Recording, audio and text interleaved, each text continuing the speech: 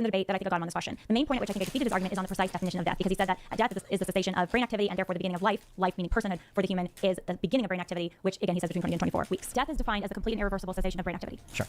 That's not the same. To say that that's the definition of death, that's the definition of death. A child, weeks before consciousness at 20 to 24 weeks in the womb, doesn't have that definition of death. It's doesn't even have the brain but it activity. doesn't have irreversible, and it doesn't have a cessation of brain activity that will never come back. It's going to develop its brain Going activity. to develop. I agree. A child has brain It will. waves. And once it develops, it will care a whole lot Do you about see that? Even your definition of, well, I'm defining it the same way that death is defined, they're not the same. Do you see that? No. You don't see that. You have a That when definition of going broke is when you lose all of your money. But guess what? You're also broke if you don't have any money. You don't get any He has a money. new definition of death. Death can be ascertained by What the a complete and oh my irreversible cessation god! of brain That was a fire analogy. Damn. activity. So at that point, that's when maybe you take the patient off. You don't get any He has a new definition of death. Death can be ascertained by the complete and irreversible cessation of brain activity. So at that point, that's when maybe you take the patient off a coma, or you find your person, they have a heart attack, they died, they lost blood flow to their brain, and they have a complete and irreversible Oh, I cessation remember. of brain Dude, activity. I read like papers for this. I think the longest one I read was, it was either like 70 pages or it was like 12 pages. I don't remember. Is Butler the one who wrote the long paper that everybody cites? She does the violin argument and she visits a bunch of stuff on this. And then there were a couple college papers or essays that I read on this.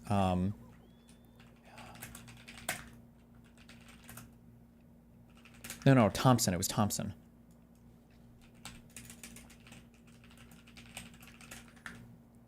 Judith Thompson. Okay, it was like 17 pages. Or however long this is. No, this is more than 17 pages. I think this is one of the most commonly cited, like, pro-choice arguments.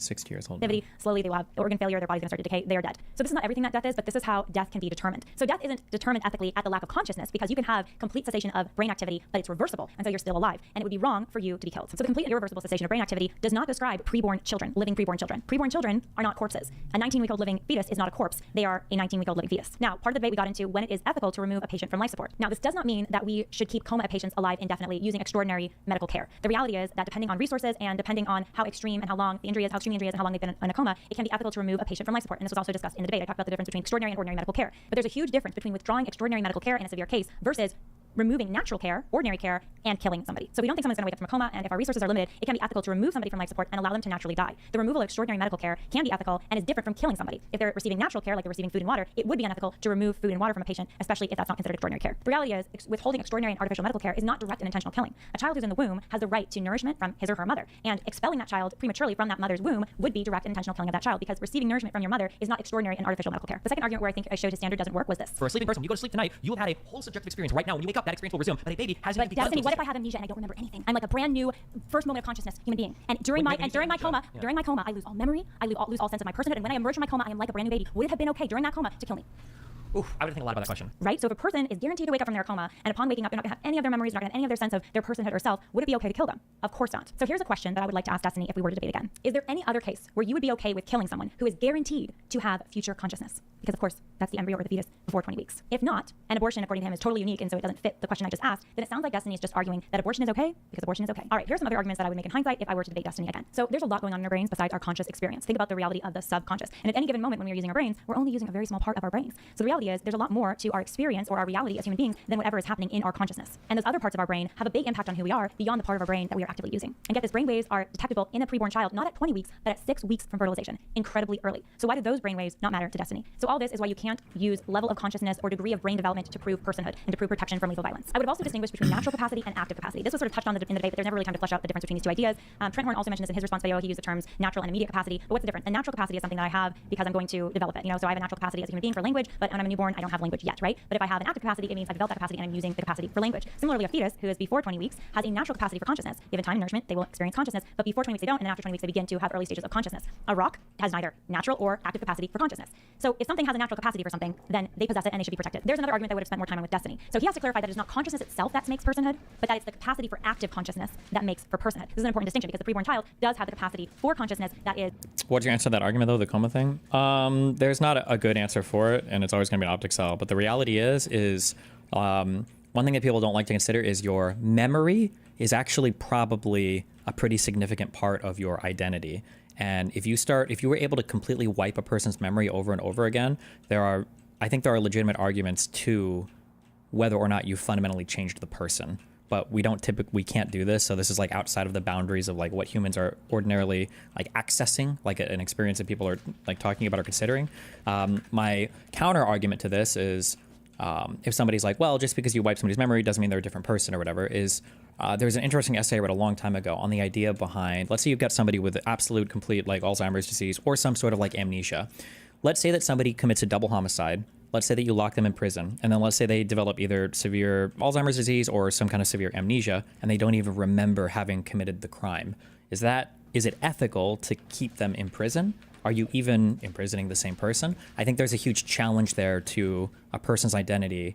I think intuitively you feel that a little bit like, that's kind of weird. Like a guy's like just sitting there locked in prison and he doesn't even really know why.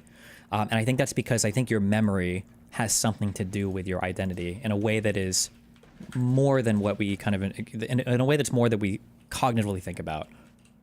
Another example of this would be, can you consent to something and then wipe your memory of the consent and then have that thing done to you? Does it count? Like, for instance, if somebody comes up to me and they're like, hey, tomorrow I'm going to punch you in the chest, okay? I'm just going to walk up and punch you, okay? Are you okay with that? And I'm like, sure. And they're like, okay, what if I'm going to punch you in the chest tomorrow, okay? But also tonight I'm going to mind wipe your memory of even talking about this or consenting to it. You're not even going to remember that you consented to it. It's like, okay, sure, I guess, yeah, fine, let's do it. Okay, all right, we're going to do it. If they wipe my memory of it, and then tomorrow I basically just walking around and some guy punches me in the chest, I'm like, whoa, dude, what the fuck? I'm like, no, you consented to it yesterday, but I wiped your memory of it. Something doesn't feel right about that. It doesn't feel like a contiguous experience, or it almost feels like a different person was consenting to the activity because you don't even have the memory of it. I think that I'm sure there are like philosophers or cognitive scientists or other people that deal more with identity that probably have more eloquent ways of addressing this, because I can only kind of like prod at intuitions, but it feels like that's a different person that would have been having that conversation if you don't even have memory of the thing happening, you know?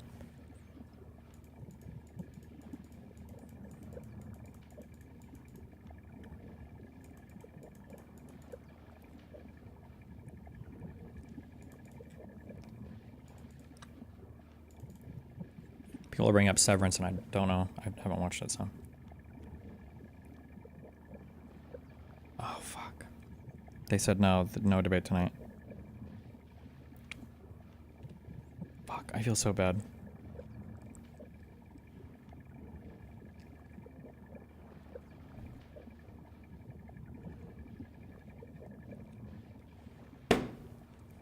Rip. It's all our fault. Is not active yet. It is natural, but later on will develop active consciousness. And of course, Destiny doesn't want to say, well, you go in and out of personhood when you go in and out of consciousness, right? He wants to say, well, provided you had this conscious experience before you go unconscious, then you are a person. However, this presents a problem for Destiny. What if someone temporarily loses their capacity for consciousness due to brain damage? And they also lose the underlying structure for consciousness. Because at one point, Destiny was saying, well, if someone's unconscious but they have the underlying structure for consciousness, then they're a person. But what if you're a person and you're 20-year-old, you lose your underlying structure for consciousness because of severe brain damage, but then through a healing process that your brain undergoes, or you get some medical technology, you heal that brain?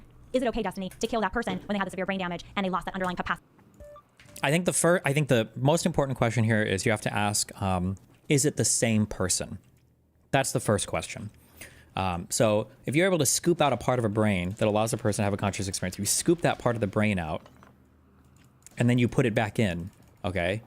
Or you put a different part in that gives them the ability to be conscious again. Is it the same person that exists afterwards? And I feel like the answer is no. When you start replacing parts of the brain, it feels like we're creating a different person. But then the question is if it's a different person, is there any time in between person A and person B existing?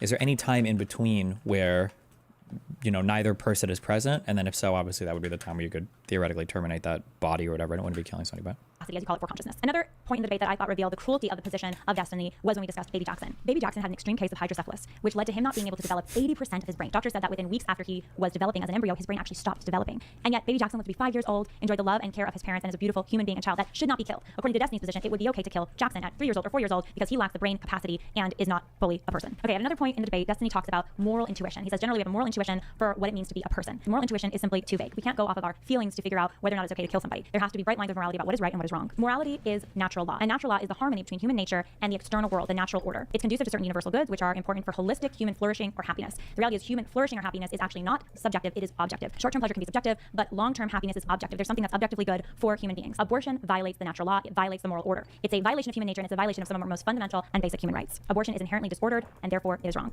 Again, the pro-life position is simple. If you are human, you are a person, and it is always wrong to intentionally kill an innocent human. I heard from the Weber podcast shortly after the debate about doing a rematch with Destiny, which I said I'm open to doing. I think Destiny's going to be debating other pro-life people as well. I think this is great. I want to say thank you to Destiny for being willing to have the conversation in the debate. I think that is great. Anytime that any pro-choice person is willing to have a conversation and engage with the pro-life side, I think that is good. And I've seen a lot of eyes open when those conversations happen. Thanks all again. I'll see you next time. Okay, well, back to this. It's pretty unusual for a top member of Democratic leadership to openly plot to kick incumbents out of office. And yet, that's what my guest today is doing. David Hogg is widely known as a survivor of the horrific Parkland school shooting in 2018. He's now the vice chair of the Democratic National Committee. The DNC, it is the party. It sets the agenda. Yet David, he started another organization called Leaders We Deserve. The stated goal of that group is to unseat Democrats in Congress, Damn. who he says are, quote, asleep at the wheel. Damn. He's already promised $20 million for that effort. David hopes this can solve the Democrats' popularity problem and propel them back into the majority in 2026. But can it work? David Hogg, thanks so much for joining us. Absolutely. So, David, I wanted to start with... Why do you look so sad? Thanks so much for joining us. Absolutely. So, David, I wanted to start with, what do you view as being the Democrats' fatal flaw right now? I mean, how much time do we have?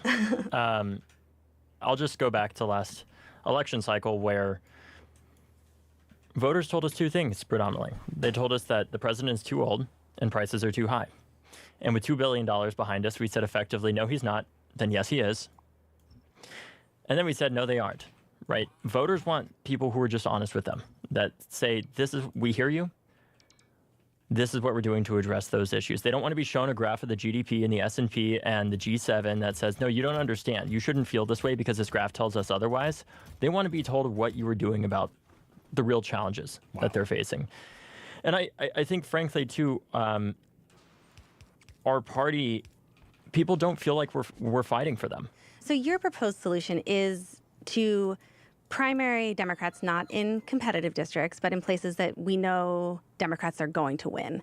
And explain to me exactly how the organization plans to go about this. Well, in part, it's our first step here is putting this out there, right? Ultimately, we want people to know that they're being watched and that they're going to be held accountable for being as effective as they can be. And certainly there are members that are meeting this moment, right? People like Al Green that Democrats are seeing fight for them. People like Maxwell Frost, people like AOC, people like Chris Murphy, Senator Van Hollen, and others. Our first hope with this is to make sure that we are supporting them. And we're showing that while there are some effective people in our party, there certainly are some who are failing to meet the moment. And no, it's time for them not to seek re-election, whether that's because they're too old, for example, or if that's because they just aren't able to meet it. Because frankly, unfortunately, sucking is something that is not limited to age, right? There are great older people, there are terrible younger people, and vice versa. And the way that we plan to do this still works, is right? we obviously Unloading run science from expenditures as a PAC and super PAC. And they will be pretty substantial. How do you define effective? You named a bunch of members of Congress who you say that actually are effective right now. So Right. what does that mean to you? Yeah, what does that mean? I think what it means to me is, one, doing town halls in your districts. I think right now there's a division between a lot of the elected leaders in our party and the base of our party. Because the elected leadership says to themselves, well, we just got to focus on the midterms and these few frontline seats. We just got to focus on those midterms. Whereas the base of the party, they feel isolated, they feel alone, they feel unheard, and they don't feel like they're being fought for. And a lot of that base are obviously in deep blue areas. And what we need to do in order to win is make sure that we're paying attention to our brand. And I think what being effective really looks like is doing things like Senator Van Hollen are doing, not sitting on our hands and saying, oh my God, we're in the minority, we can't do anything. Maryland Senator Chris Van Hollen. Wait, who is winning in this street fight? What do you press to turn on grids? F5.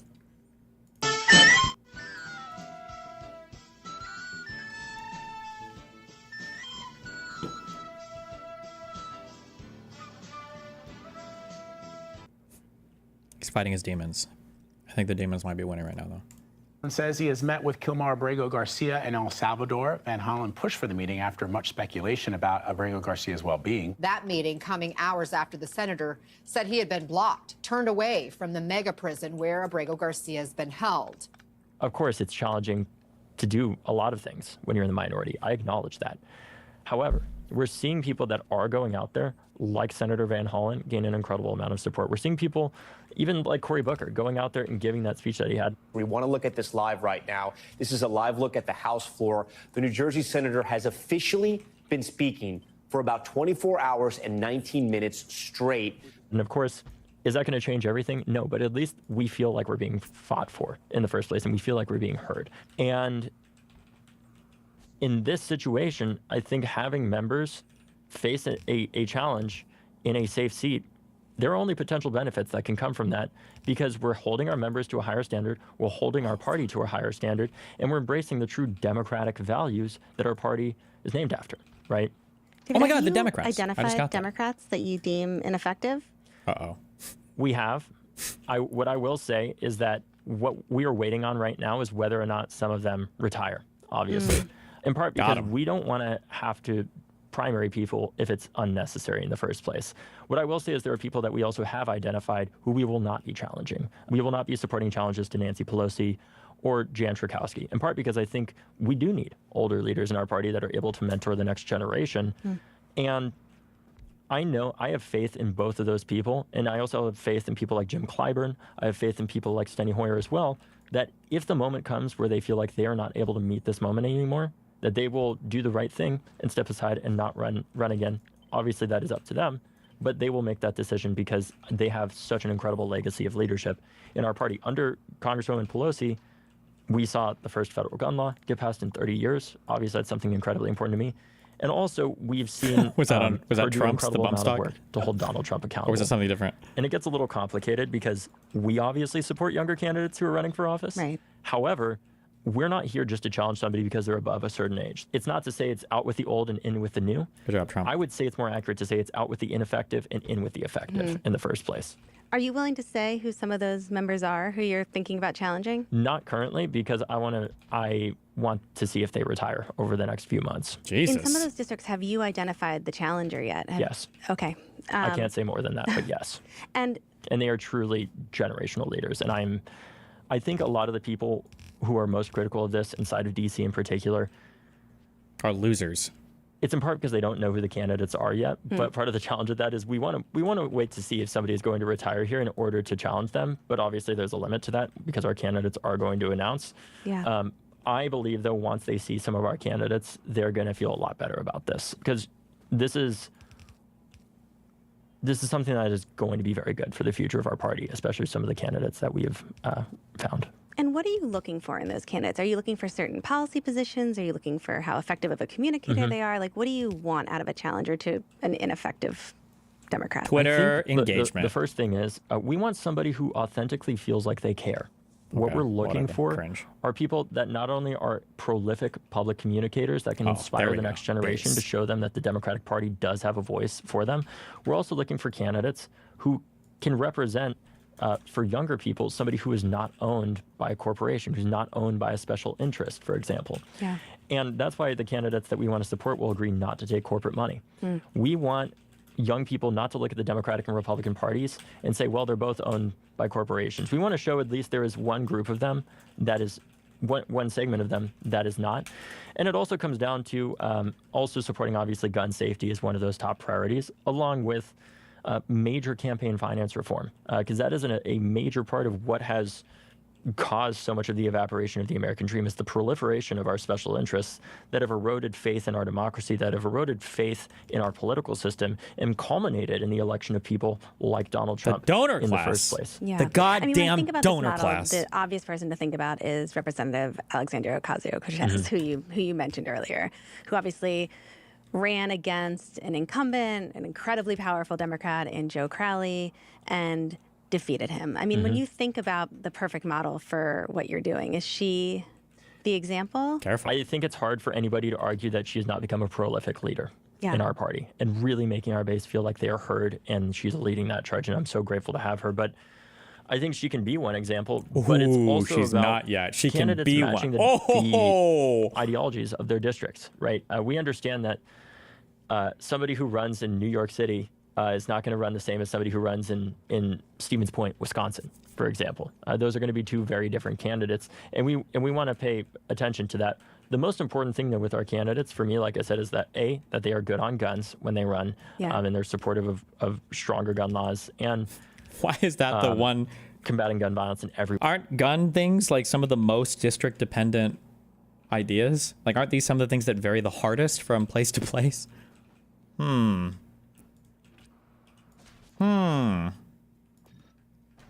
Way that we can using the Yeah, I know, power it's of the 'cause of the federal school government shooting to do stuff. that. And two, supporting major campaign finance reform and not taking corporate money. We have to show our voters that we are. With regards to abortion, they brought up about a woman terminating at 19 weeks multiple times. Would they weigh that differently for women who have a high chance of losing a child if they try to conceive and just keep trying anyway? I don't know. Good question. Actually, that is a really good question.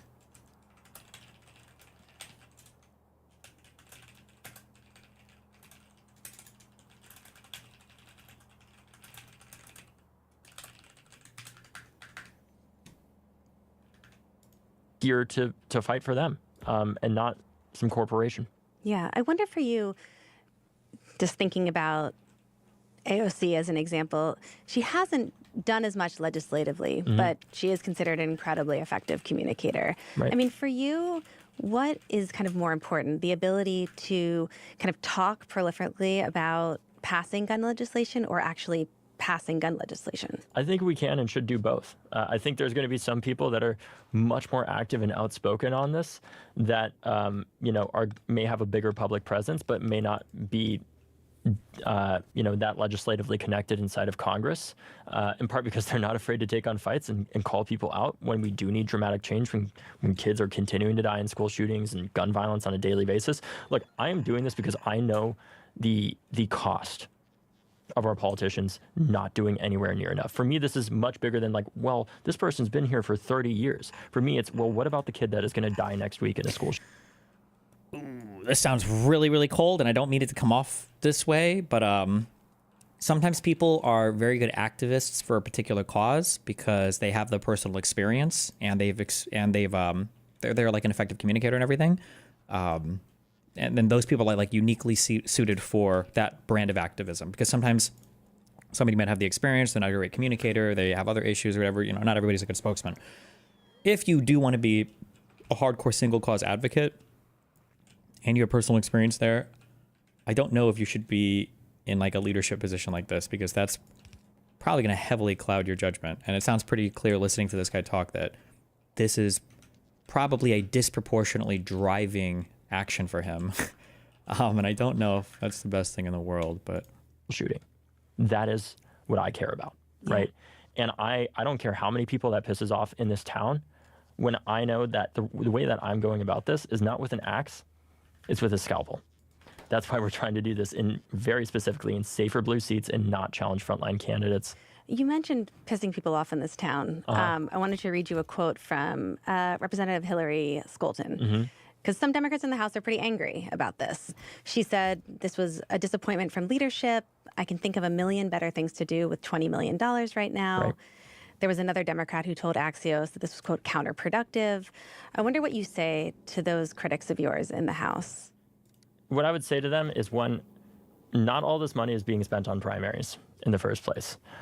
And two, we had $2 billion last election cycle for the result that we got. But we need to ask ourselves, why do we need to spend that much money in the first place? And it's in part because we have an approval rating of 27%. And there are a few people in this town that actually have a plan to address that in the first place, in part because they want to do two things at the same time. They want to keep the status quo, and they want to win. Those two things are not going to be possible at the 27% approval rating. And what I would say to a lot of the people who don't agree with me is, I don't take it personally. Like, if someone believes in his soul and is pro-abortion, is it a good point to attack him if you are against abortion? I can't see how they could be pro-abortion since they can't know when the soul and body connect to something. I have no idea. I don't believe in souls. I don't do any kind of weird stuff like that. I have no clue. You have to ask the soul person. We want the same thing here, ultimately. We want Democrats to win. I want Democrats to win. And when I'm going on TikTok or I'm going on social media and I'm talking to people about what I'm doing, I am saying to them, look, I understand that you're frustrated. The answer here is not disengaging. It is engaging to build the best Democratic Party possible, whether that's running for state or local office or running for Congress. And I don't take these things personally. I take it as a strategic disagreement is ultimately how I take it. And I know when they see some of our candidates that do come out that even some of these critics are going to be very excited about who they are and the potential future that they represent. There's long been this idea in Democratic politics that the only way to win is kind of to bring everyone into the middle, to win over swing voters. And yet, yourself, AOC, you're pretty polarizing. You've been pretty polarizing. Only a little bit. Only a little bit. Fodder for the right, you know, pissing off some people within your own party. I mean, are you worried about... AOC doesn't run for like a national level. Well, technically, I guess it's U.S. House. But that's the voters are from a particular district. So careful with how you analyze that. Alienating any of the voters that Democrats for so long have said are absolutely essential to winning national races? No, because we've already alienated them. And it wasn't because, I was doing this last cycle. We saw major shifts with almost every demographic. Yeah. Every single one. Except predominantly the elderly and the well-educated. And there are two things that really drove me to do this. One, and it happened in the span of about a 24-hour period that made me start thinking a lot about it. I got a call from a friend from college, and she said, David, I'm so mad at my Democratic member of Congress for voting to do something. And they were mad at their Democratic member of Congress for voting to censure Al Green. By its adoption of House Resolution 189, the House has resolved. Fuck that guy. Representative... I'll support this whole dude's organization if he's primarying anybody that, remember this and record it, we will support whoever primaries anybody trying to, or whoever is primarying Al Green. Anybody primarying any politician who voted to censure Al Green. There we go. Jesus. If Al Green be censured, that Representative Al Green forthwith present himself in the well of the House of Representatives for the pronouncement of censure, and that Representative Al Green be censured with public reading of this resolution by the Speaker. And look, I have my own frustrations with that. And I said, well, who's your member of Congress? And I looked it up, and it was a Democrat in a D+3 seat. And I said, I understand your frustration. I don't agree with this vote either. But do not do this. Okay, wait, never mind, maybe. Fuck, okay, that's true. Yeah. You are going to potentially cost us the House, even if you do win your primary, and we cannot risk losing the House right now. And she was like, oh, I see. And I said, look, we can help you run for something else, for state ledge or local office or whatever else it might be. But please do not do this. And I was able to convince her not to. The next thing that happened is I was in a meeting where I got to see the approval ratings of our party. Yeah. They were bottom of great. the chart. The graph just straight down, basically. And I asked them, what did this graph look like for Republicans before the Tea Party? And they said, identical. We could be And the I Tea said, Party, guys. God, we have a real problem on our hands. In this You mean an election opportunity? year in the United States, a majority of Americans say the country is on the wrong track. And no segment of the electorate is more frustrated with the U.S. government and President Barack Obama than the folks driving the Tea Party movement. With the energy of a high-octane rock band, they propelled the Republicans to historic wins. Tonight, there's a Tea Party tidal wave. What I'm trying to do with this is instead of having a major moment where everything is getting burned down and we potentially lose the House because our base is so mad at us, we eat our own alive, Yeah. that we do it instead of with an axe, with a scalpel, and handle these disagreements in very specific districts where we will not lose the House, potentially. But ensure that we give our base a voice to be active in these primaries. And let's not forget, a lot of the oldest members of Congress that are some of them that are the most against this got involved with politics after protesting the 1968 DNC. Wow. Where they were so furious about the way that the party was keeping people out of the primary process. And primaries are healthy for democracy, and I would argue they are healthy for the Democratic Party. Because why'd you say the this fact won't of the work? matter is, Looks if like you it's are working. doing your job and you're being effective, this should not concern you. But if you are anxious from listening to this or hearing about this idea, you should ask yourself, if you're a member of Congress, why and how you can change. Do you see this as the Democrats' Tea Party moment? I don't necessarily see this as our Tea Party moment, but I think it can be a moment where we can really strengthen our party by holding ourselves accountable internally more and saying, look, like, it is okay for us to have primaries. We are the party of democracy, right? and show people that we actually mean that. And that means holding our own people accountable too, to get the best people possible to serve them in a district and give their voters that option. Because we've replaced those smoke-filled back rooms with a culture of seniority politics that says, well, just because you've been there means that you deserve to continue being there, instead of having to prove why you're there. And if you're doing your job and your voters believe that you are, you have nothing to worry about here at all. What we're trying to do with this is make sure that all Democrats across the board, specifically in our safer districts, know that they need to step up to meet the plate, to meet this moment, and show our base that we are fighting for them, because far too many of them feel like we are not right now. I mean, some would argue that what the Republicans did in this isn't good. 2010 This doesn't with work. the Tea Party movement is what moved the party so far right that it's almost unrecognizable to But they continue to win, too.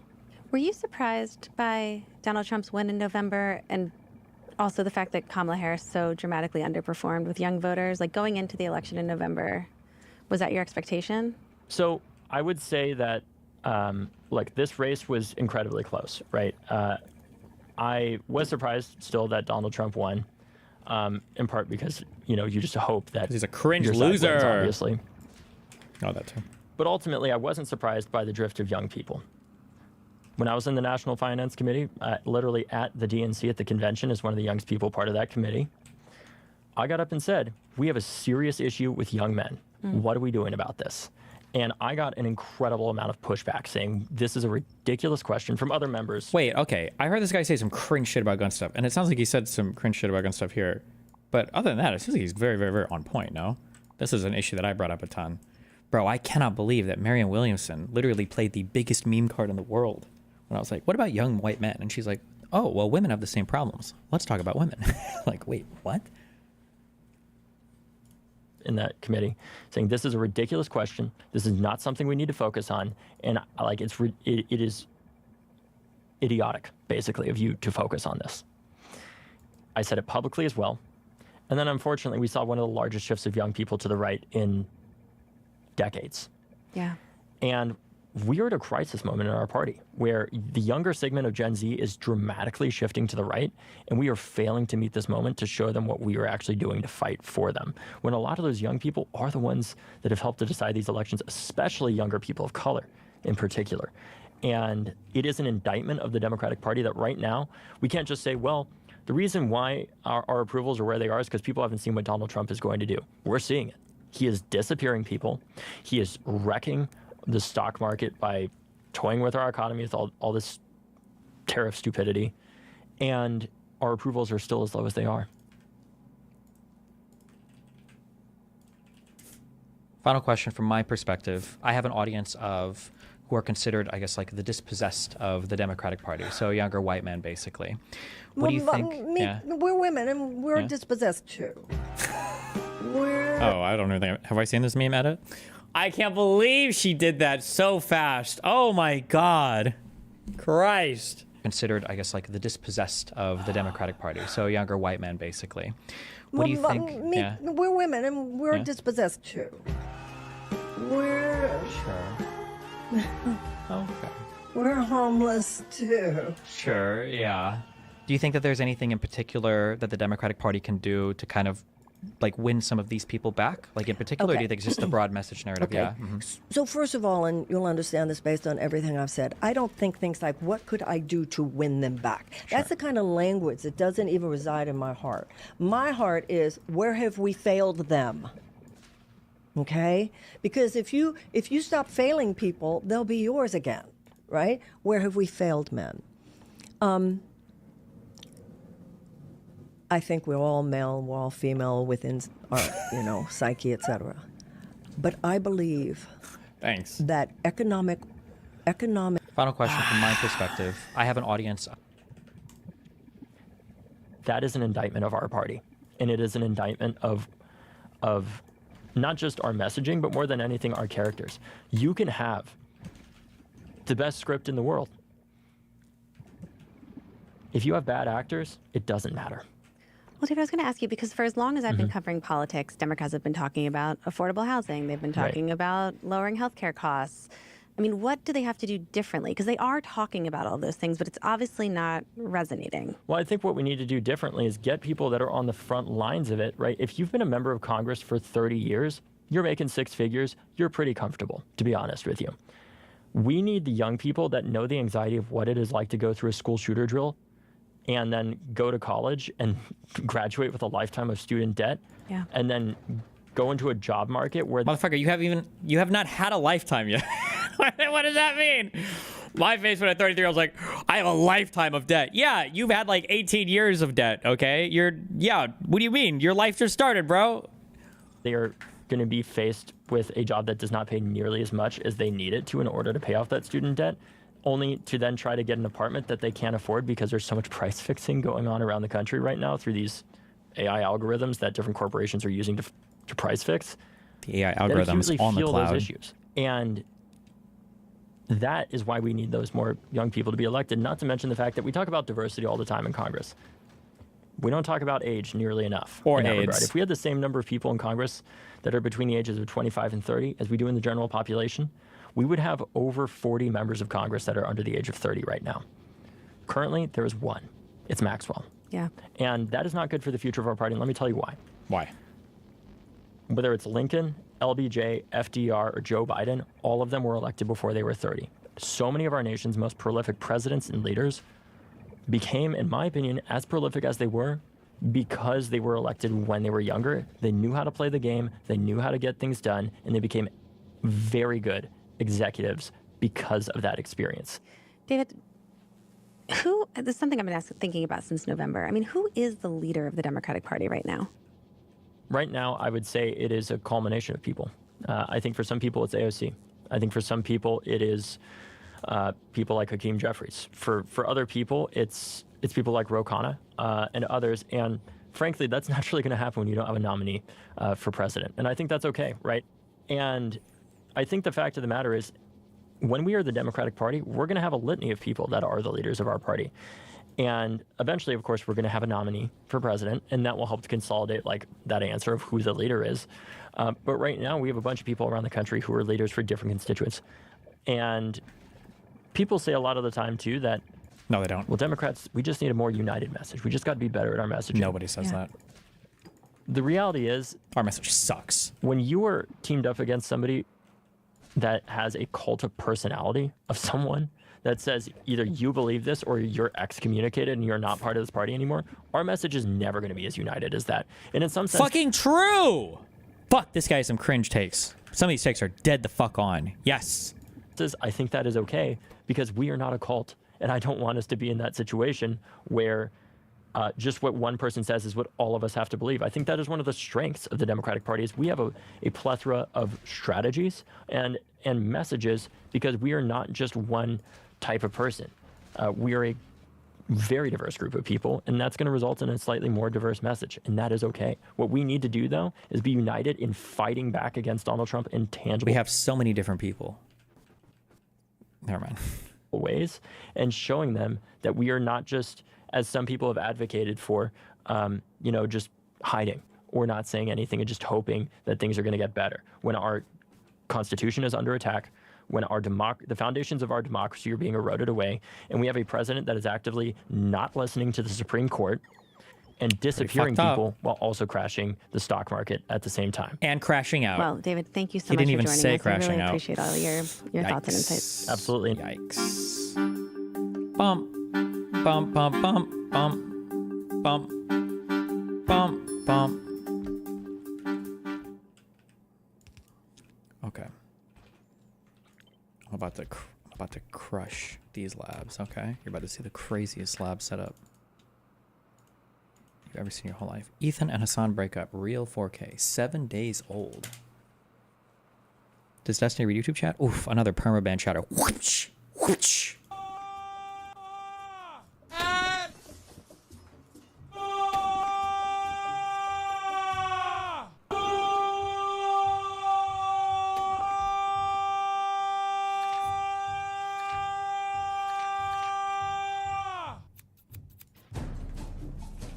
This man is the nastiest, the honest bitch I've ever met. Dude, not platform. And he is dead. Genocidal. Jew.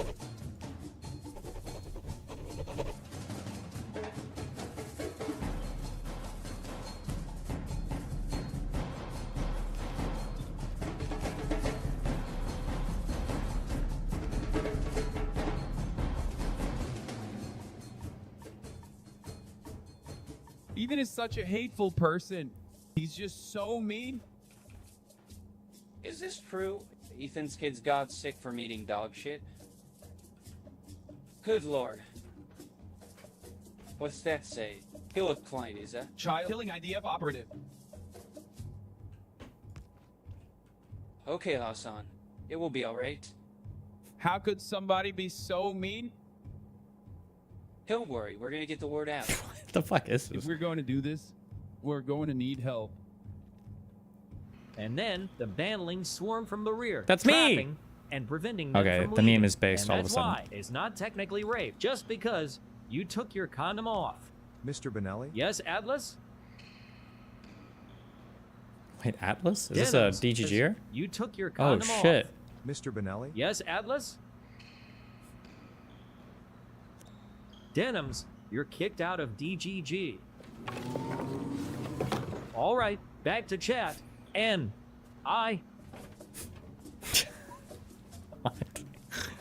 Okay, based. Welcome to the tank. You're here because of this. Hassan wants it to look like we wrote it, but really Hassan wrote it.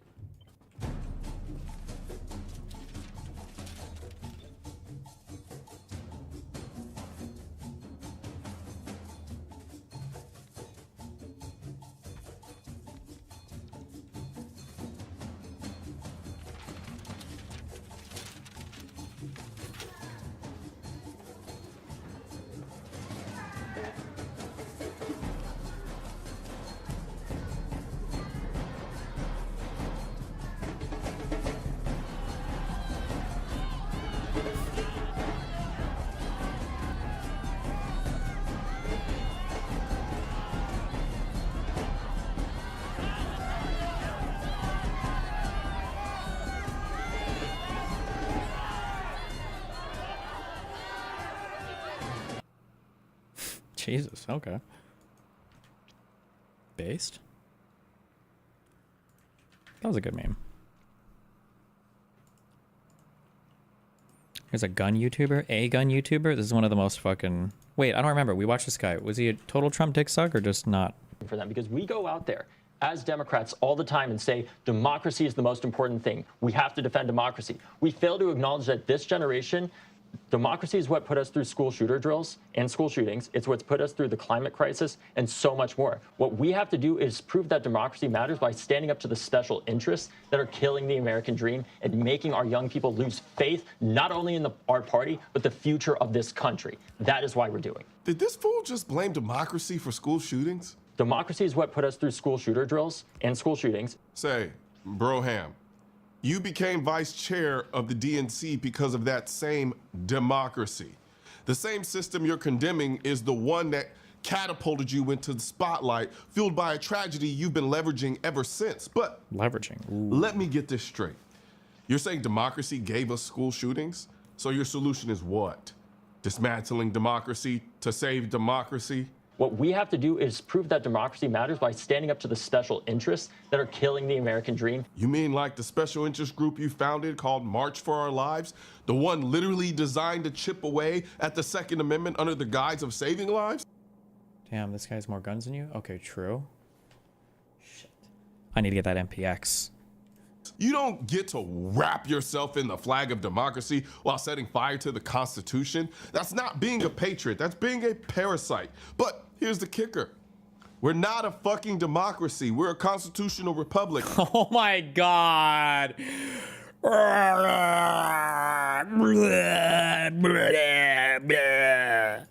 And the founding fathers designed it that way to stop people like you from using emotional mob rule to bulldoze other people's rights. Not emotional mob So no, rule. David. The problem isn't David. democracy. David, The more like problem dumb fuck. is you. Now, let's Ooh. break this all the way down. You see, David Hogg went on national television and basically said democracy is to blame for school shootings, climate change, and whatever other trending hashtag he's using to fundraise that week. And then he doubles down by saying we have to defend democracy by standing up to special interests. Again, this man founded a special interest group for the sole purpose of gutting the Second Amendment. You are the special interest, David. That's like Ben and Jerry blaming childhood obesity while selling double fudge brownie sundaes. Lynn and the real Fayot? irony We're What? not a democracy. We're a constitutional republic. And that distinction matters. A democracy is two wolves and a sheep voting on what's for dinner. A republic. Fuck. That's, oh yeah, a democracy is two wolves and sheep voting on what's for dinner. Oh, that's what a democracy is. Oh, okay. That's when the sheep is armed and there are rules in place that say you can't just vote away. That's when the sheep is armed. Oh, so a republic is when guns? That's what makes it a republic? Is that? And the sheep voting on what's for dinner. A republic, that's when the sheep is armed and there are rules in place that say you can't just vote away someone's rights because it feels. Wait, is that even about a democracy? I thought the quote was like something like democracy versus liberty. Am I making that up? It's like democracy is two wolves and a lamb voting on what to eat, and liberty is a well-armed sheep or something. I don't remember. Fuck. What did Constitutional Republic? LOL.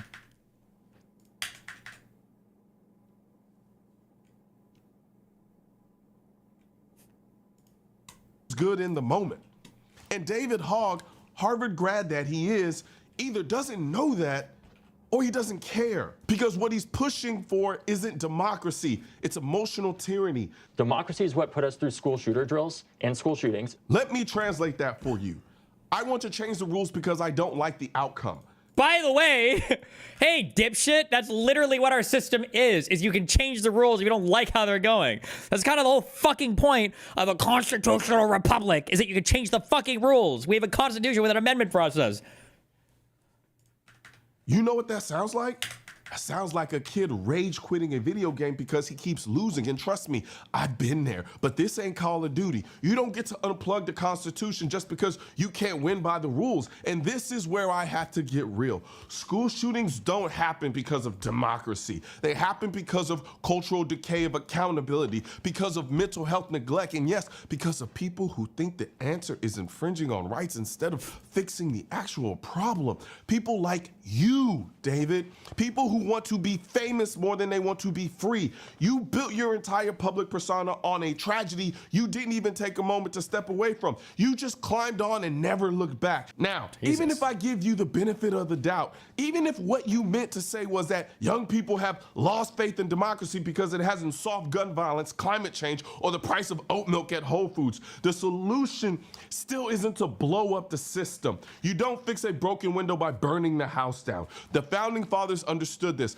That's why they gave us a framework designed to withstand political fads, emotional manipulation, and yeah, people who think like David Hogg. And since we're on the topic of special interest groups, I figured it's time I started my own. It's called the Anti-Two-Way Social Club. Lim Feo, dude. dude. Right here on my hat. We don't have lobbyists. We don't have a fancy office in DC. We've got hoodies, t-shirts, and hats that basically says, I'm not just pro-gun, I'm anti-gun. How can one man be so it's defiance, fucking wrapped in epic? cotton and stitched with don't tread on me energy. Because if you're going to call me a special interest just for wanting to protect my rights, fine, I'll be that. So join the club, literally. You can grab the gear over at shop.mrcolonwar.com and make your stance loud without saying a word. So let's recap. They even have David Hogg merch? just admitted that he thinks democracy is the problem while trying to use democracy to push authoritarian policies. He rails against special interests while being a special interest. He blames the system instead of taking a long, hard look at the culture and ideologies that keep producing those tragedies. And the most ironic part of all, he's not even operating in a democracy. He's operating in a constitutional republic designed to protect all our rights, especially the uncomfortable ones. So no, David, democracy can fail. But if we follow your advice, it will. It will. One thing's for certain and two things are for sure. Politicians and tech giants don't want gun content to be recommended to you. And we're all fighting this culture war together. Now, you can help do your part by liking, commenting, subscribing to the channel, but most importantly, sharing this video with at least one person. Together, we can stop the suppression of our two-way rights. And don't forget to click the link in the description section of this video for the products that I mentioned in this video. Let's fucking go. Parker debates MAGA supporters. Wait. I've heard that phrase. It's a very popular, common phrase in the business world. I know. Think about it. Just think about it for a second. Well, and I think that's what I don't think it's as dangerous as you guys are making it out to be. I think it's a good thing that there's a lot of people talking about it. There's a lot of awareness. And it's up to us to figure out like what's really going on and what. I have a autism really question. is. I have a question. You said all publicity is good publicity. Is there bad publicity? I mean, sure, but it's just kind of one of those. No, things. if you say that all publicity is good publicity, I can't even speak publicity, right? Then it entails that there's no bad publicity. Okay, so if you just said to my family, friends. Okay, I don't care about this. I do care about this. Supporters and colleagues, I want to speak to you directly and from the heart. This is a shakedown. We have a new public response, a new disturbing piece of audio, and new graphic text messages. The legal battle between NFL Hall of Famer Shannon Sharpe and his sexual assault accuser definitely has intensified. As we go through these new developments, who's telling the truth about what really happened? Wait, does this guy give good analysis, or does his analysis suck? Do we stand this guy for sports commentary? Welcome to Sidebar, presented by Law and Crime. I'm Jesse Weber. A new legal war has begun, and this time it's between NFL. Wait, Dennis? Come on. At least a little bit, right? At least a little bit. NFL Hall of Famer, podcaster, commentator Shannon Sharpe, and the woman who's accusing him of sexually assaulting and raping her as recently as January of this year. Now, we covered this earlier in the week, but now, not only has Shannon Sharpe fired back in a major way, releasing a public message, a response, apparently revealing the identity of this Jane Doe, but he's also published never-before-seen apparent text messages between the two. Quite a response, to say the least. And then what happens? You think the story ends there? No. She fires back by releasing an apparent audio tape between her and Shannon Sharpe. This has crossed to a whole different kind of level, and I want to get into what we're seeing right now. We're going to break it down, but first, let's take a step back. Let's learn a little bit. He's a legal analyst. I like him. Never heard him talk sports before, though. But he's based on constitutional... Wait, what? You're trolling, right? More about the backstory, what's happening here. So, we have 56-year-old Shannon Sharpe, who has been sued by an unidentified woman. She's going by the pseudonym Jane Doe, and she is suing him for $50 million in Nevada court. She claims that after meeting Shannon Sharpe at the gym back in 2023 and beginning a consensual relationship with him, who, by the way, she claims is 30 years older than her, it escalated into him allegedly insisting they record their sexual activity, sometimes without her knowledge, him sharing those videos with others, him allegedly telling her that he would do... This guy is... Hey, listen, I don't know what he did, but I'm supporting him. And he's getting sued by the same person? How does Jane Doe have so much free time? What the fuck? Him allegedly, she claims, is 30 years older than her. How old is he? Is she just trying to say she's like young, or is he like 42 or something and she's like 12? Yeah, Jane Doe is getting too powerful. It escalated into him allegedly insisting they record their sexual activity, sometimes she's without 21, her he's knowledge, 46. Okay. him sharing those videos with others, him allegedly telling her that he would do things to her that, quote, would make no other man want her, that he... This is the Lakers in 5 guy. You know him? Bro, I just tweeted out Lakers in 5 because somebody said it and it would be funny. I don't know what the fuck that means. My guess is NBA is like series, right? So when you say Lakers in 5, it means they're going to 5-0 a series because somebody did something stupid? I have no idea. Allegedly manipulated her, controlled her, threatened her, intimidated her, was able to gain access to her apartment complex without her permission. For example, this is from the lawsuit. It reads, the verbal abuse never stopped. He would berate and degrade plaintiff, just as he had from the beginning. One time specifically, he was yelling at her while there was a firearm visible in his room. Terrified for her safety, plaintiff tried sharing her location with friends from her iPhone just in case. But Sharpe saw her doing this. Wait, okay, hold on. Why wouldn't you leave the apartment? Like, oh shit, I think my life's in danger here. What are you gonna do? I'm gonna turn on my Snap map. Degrade plaintiff just as he had from the beginning. One time still he was yelling at her while there was a firearm visible in the room. Terrified of her safety, plaintiff returned her location with friends from her iPhone just in case, but Sharpe saw her doing this. The moment he realized what she was doing, he grabbed her by the neck and told her, you ever do that again? I will blankin' kill you. The moment he realized what she was doing, he grabbed her by the neck and told her, if you ever do that again, I will bleeping kill you. And then this finally all allegedly culminated with Oh shit, I have firearms visible in my room. And I just made death threats. This is my spirit animal. Just kidding. Those death threats were mean, by the way. And they weren't even real death threats. Okay. Don't clip me. Claiming that I'll kill you. And then this finally all allegedly culminated with Jane Doe claiming that in October of 2024, Sharp violently sexually assaulted and raped her in Las Vegas, all while she was allegedly sobbing. And she claims he did this again recently in January of 2025, her allegedly begging him to stop as this was purportedly going on. Damn. Why is this in civil court? Did she file charges or anything or call the police? Damn. All right. We got some intense shit going on here. So she has sued him for assault, sexual battery. Okay, this guy is no longer my spirit animal. All right? I no longer stand him. Yet. Well, hold on. We're on the fence now, okay? We don't know. We don't know. We're on the fence, okay? I don't know if what she's saying is true, okay? It could be a fucking lie. Battery, sexual battery, intentional infliction of emotional distress. She's being represented by Texas attorney Tony Busby, who we know famously represented a Jane Doe in a now defunct sexual assault lawsuit against Jay-Z. He represents several accusers in actions against Sean Diddy Combs as well. But as I mentioned, Shannon Sharpe has responded. This is what we want to get into. And let me tell you, did he respond?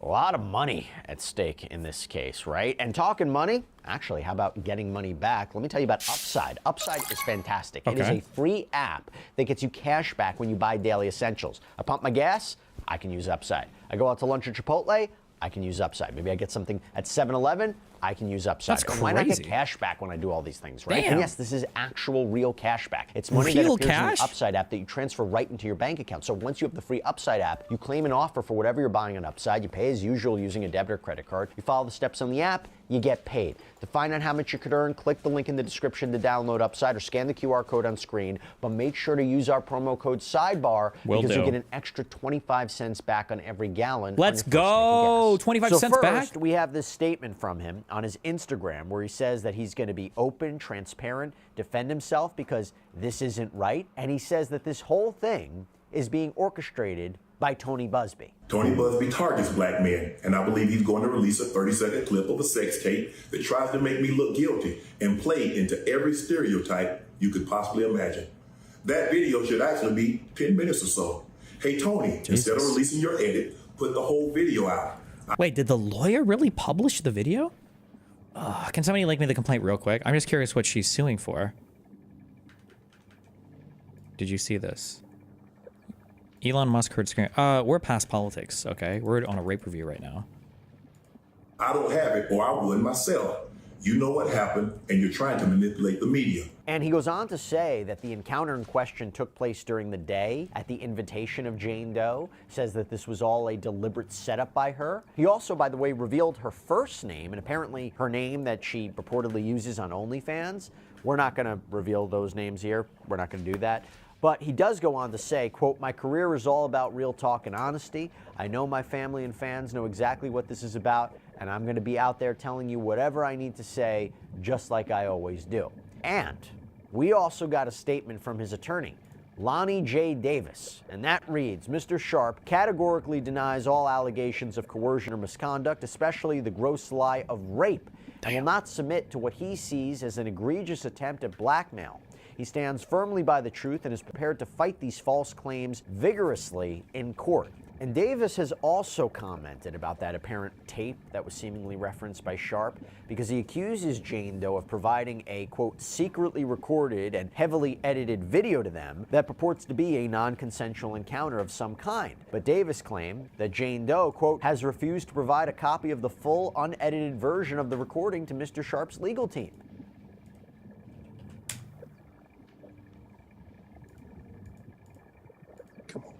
They talk to us. How this dating thing? Because this is Mo is different now than when you and I. It's different, baby. I'm grateful I'm not 56 and trying. Are you trying to say what you trying to say? Mo? I'm You looking right at you. I know I'm you looking at me. I'm I ain't backing saying. down. You better take your old ass and get somebody to love you. Damn, Mo. Now I'm looking right at y'all. Let me tell y'all what Shannon needs. Let me Okay? see my Let me life. tell you what my baby needs. He need him an old fat gal who can bake good cakes, make some smothered turkey wings, who gonna rub his feet at the nighttime, okay, and gonna have a sip of his cognac to make him feel better about himself when he come home at night. That's what Shannon need. You don't need no 26-year-old girl. You don't need no 36-year-old girl. I know. This is your auntie talking to you. Take your old ass and get you an old bitch out there that can love you old. You trying to hang out with these young bitches and you can't do it, Shannon. You just can't. Why don't I have a sassy black woman like this in my life? Who is this? Do it. When they want you to go for the 4th round, you looking at her like, bitch, listen, I need you want some money to go to Starbucks? Yeah, because I can't go no further. But if you get your older girl, when you get to that 4th round, she's going to say, hold on. Let me go get you some eggs and cheese and some toast with apple butter, because that's going to get your energy back up. I'm talking right to you. Shit. So he thought I was going to be scared to say, yes, I'm talking. And I know old gal, she'll be good to you. Based.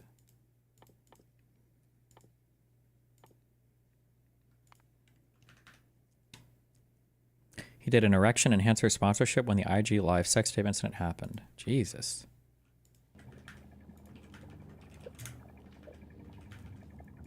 Okay, let me check this real quick. I'm just curious.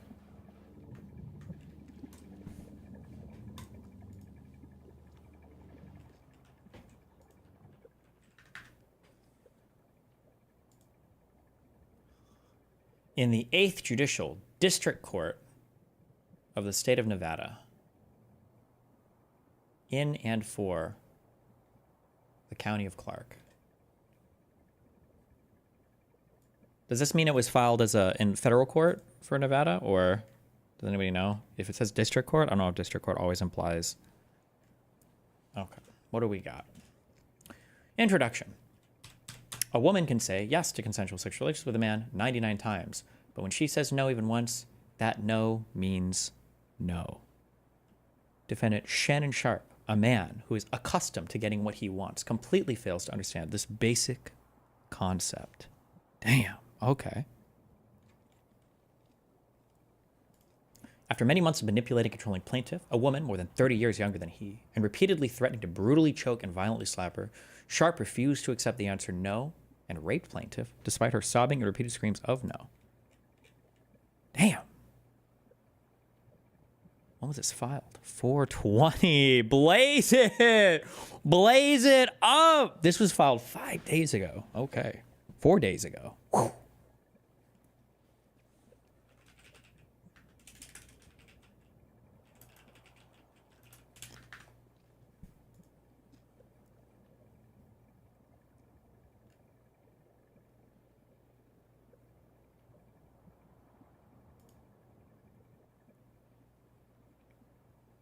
Usually, a federal court has northern, etc., district of in the title, not state of. Okay. So they filed this one. This is a state court. Okay.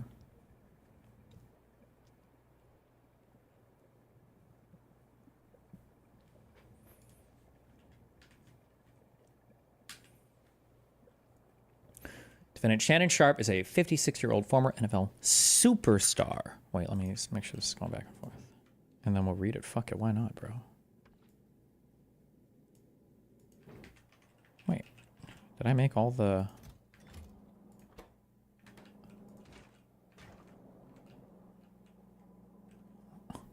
Hello?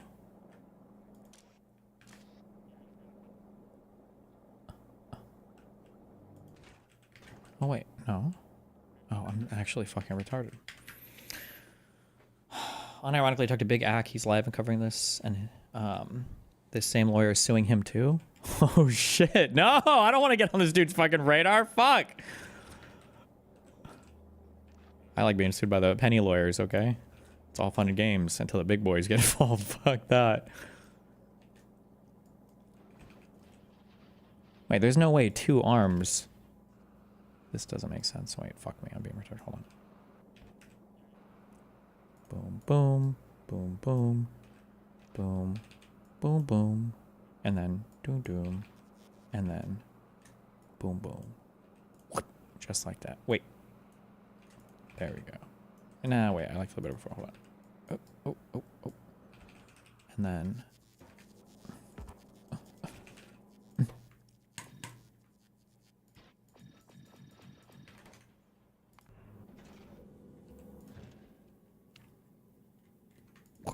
Hold on. Touch this.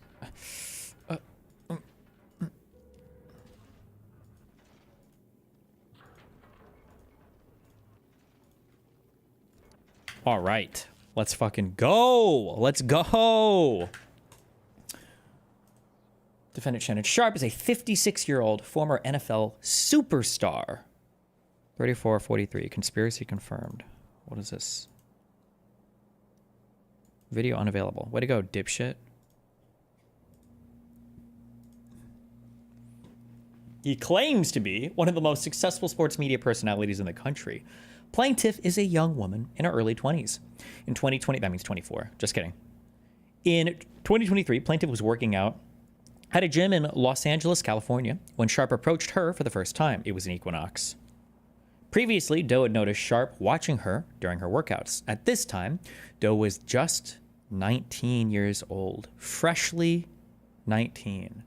At the time, she did not know who he was, only that he was another older man ogling her at the gym. Doe could tell Sharp was much older than her. She found him physically intimidating. Eventually, he introduced himself. At his determined insistence, she gave him her number. Over the next couple of weeks, Sharp incessantly pursued Plaintiff. He constantly approached her at the gym and attempted to contact her frequently with phone calls and text messages asking to meet up, unwilling to take no for an answer.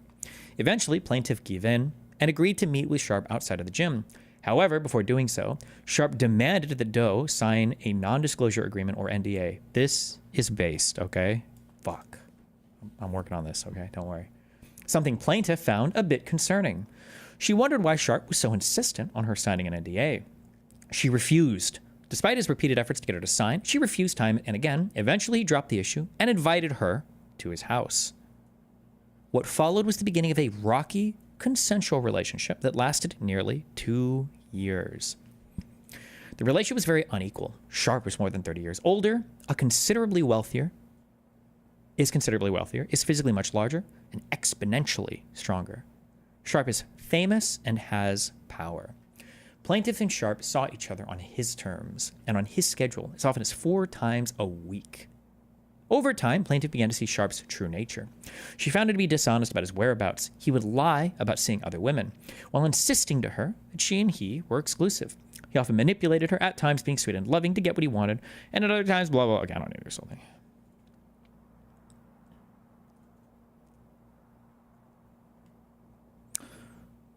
Plaintiff left Nevada to temporarily escape defendant Shannon Sharp. She now seeks justice through this action and other means. Plaintiff seeks compensatory and punitive damages in this matter in excess of $50 million. Whew. My God. Parties. Plaintiff Jane Doe, defendant Shannon Sharp. No, we don't care. Wait, right? Yeah, they got it.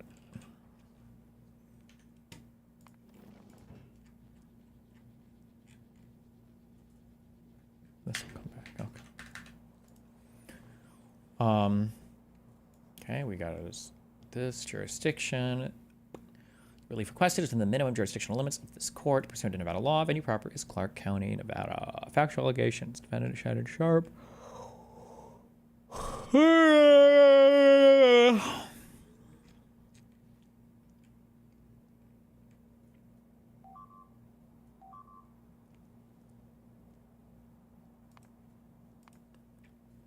My base is fine.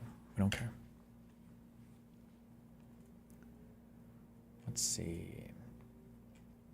There's another lawsuit. As an example, he is currently a defendant in a lawsuit before the Supreme Court of New York, facing claims from a woman of intentional infliction of emotional distress, among other allegations. Many of the factual allegations in the New York case are eerily similar to his actions toward plaintiff here. According to the New York lawsuit, Sharp forcibly subdued the plaintiff in that case. Okay. Is he being sued by the same lawyer in New York? I know that woman, it's all fake. Wait, is that guy just saying retarded shit, or is that case supposed to be cringe?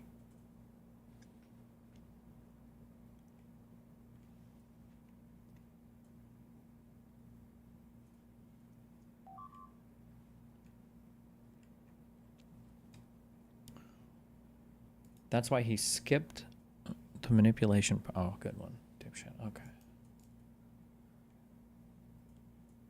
Okay, wait.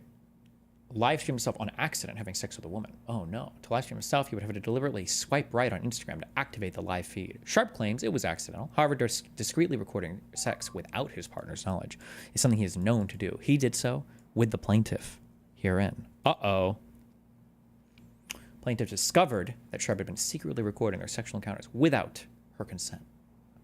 When she confronted him, he summarily dismissed her concerns, claiming the videos were for his own personal use. That, too, was a lie. Oh my God. They had the jerk party with the recorded videos. Upon information and belief, Sharp on multiple occasions shared the recordings with his friends and associates. At one point, he even forced Plaintiff to have sex with him while FaceTiming one of his childhood friends named Bucket.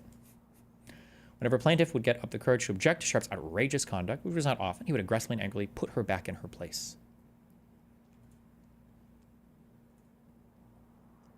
Shannon Sharp isn't just a sports icon. He's something far worse. He is a flawed, narcissistic individual who has spent years using his fame, power, and influence to manipulate, control, subjugate, and violate women. With this suit, Plaintiff intends to put an end to this egregious conduct.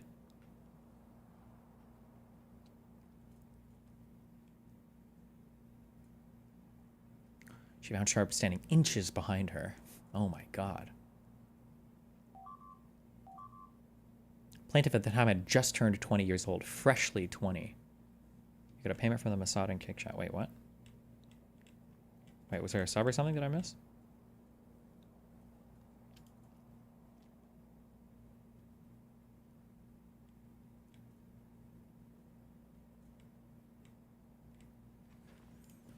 Wait.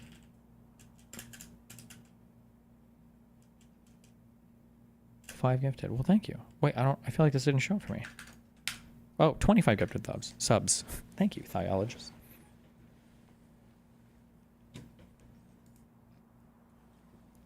During their first conversation, Sharp proposed a challenge, a competition to see who could lean out faster. The prize, if Plaintiff won, he would buy her fake tits. Plaintiff was stunned.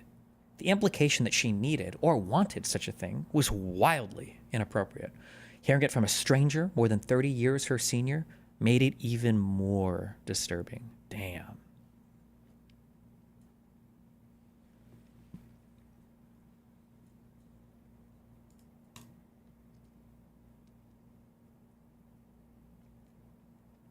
Revealed from the start, the violent, aggressive, controlling nature of Shannon Sharp. Oh no.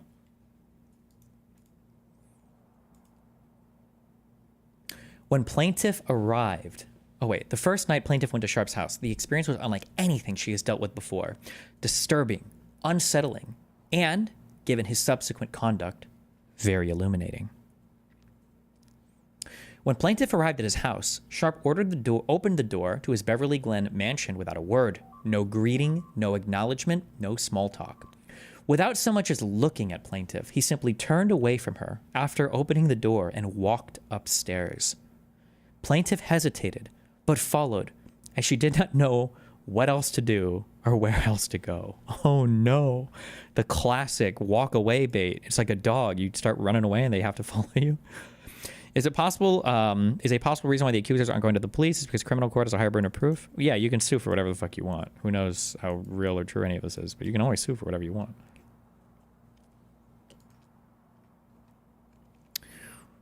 This sounds like blatant dumbassery. Why go back? Well, this is a complaint. This is the case filed by the woman suing. So you're going to talk up your side as much as you can in this. Just from reading this, my guess is this is all bullshit. This sounds like ridiculous. But this is their complaint. They want to sound as good as possible in it. So yeah, he used his aura to literally force her to follow him upstairs. When they reached the bedroom, Sharp pointed to the bed before disappearing into the bathroom and shutting the door behind him. He still had not said a word. Plaintiff sat on the bed, waiting, unsure of what to expect or if she should leave. Plaintiff sat on the bed waiting. Roughly 5 minutes later, he finally emerged, but still, he said nothing. Instead, he turned off all the lights and laid down on his bed. Plaintiff, uncomfortable and unsure of what to do, lay down as well. What? Jesus.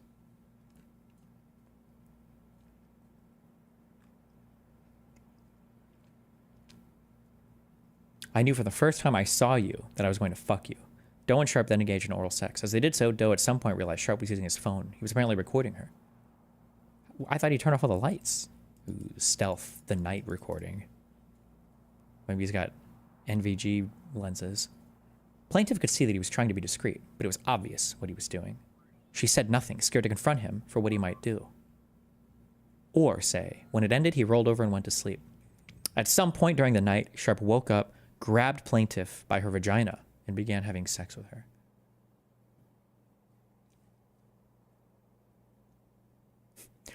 The next morning, he woke up at 4 a.m. to shoot a media segment for sports television. He woke Plaintiff as well and told her she needed to leave, but he informed her that she had to be back by 9 p.m. exactly.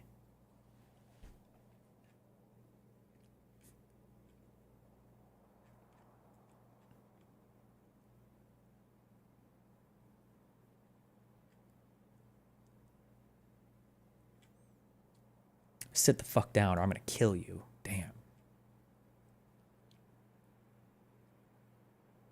Raped her despite her sobbing in agony. Turn around and look at me. Sharp grabbed her head, forcing her to look at him as she sobbed. He said at that point, look at this. Look at my arm. I've got chills. That's how good this is. Jesus Christ.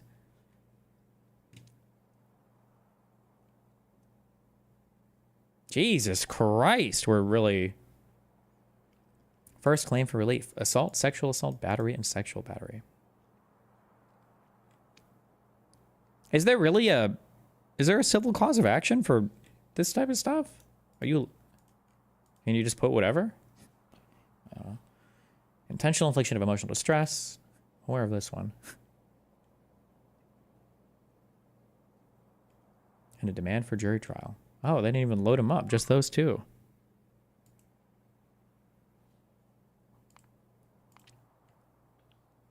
Okay.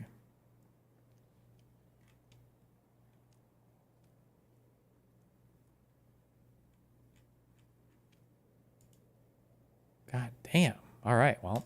And then there's this. Sharp and his legal team released all of these apparent text messages between him and this Jane Doe, reportedly 44 pages worth of communications. For example, as reported by TMZ, there's one apparent message from October 2023 where Jane Doe seemingly messages Sharp, I want you to put a dog collar around my neck and choke me with it while you're bleeping me. Jesus. Now, the New York Post reporting on other messages allegedly from Jane Doe, like tie me up and do bad things to me. I know you missed this big juicy bleep, $25K for each cheek. Tie me up like this and bleep me, with Sharp replying, if I knew how to, I would. She then allegedly wrote back, it's okay, I have handcuffs, we can stick to those for now.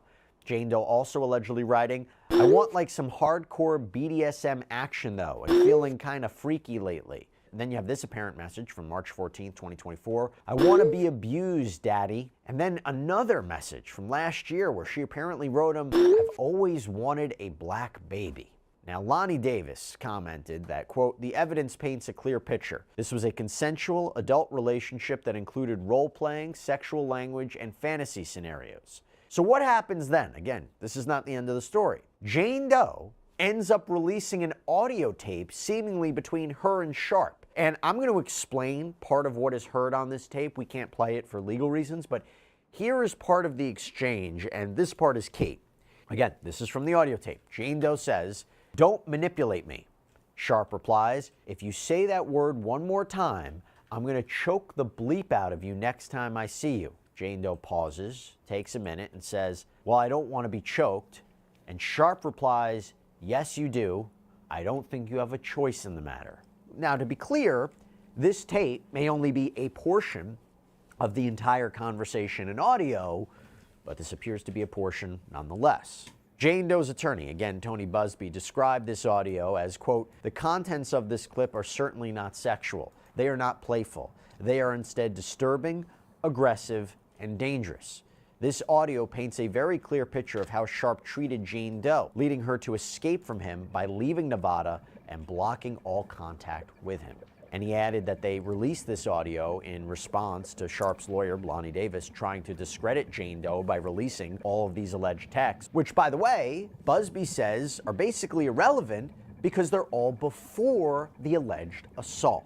Okay, so now I want to bring on Mauricio Padilla, litigator, criminal defense attorney, to talk more about this. Mauricio, thanks so much for taking the time. Let's just start with the lawsuit and the allegation, suing for $50 million.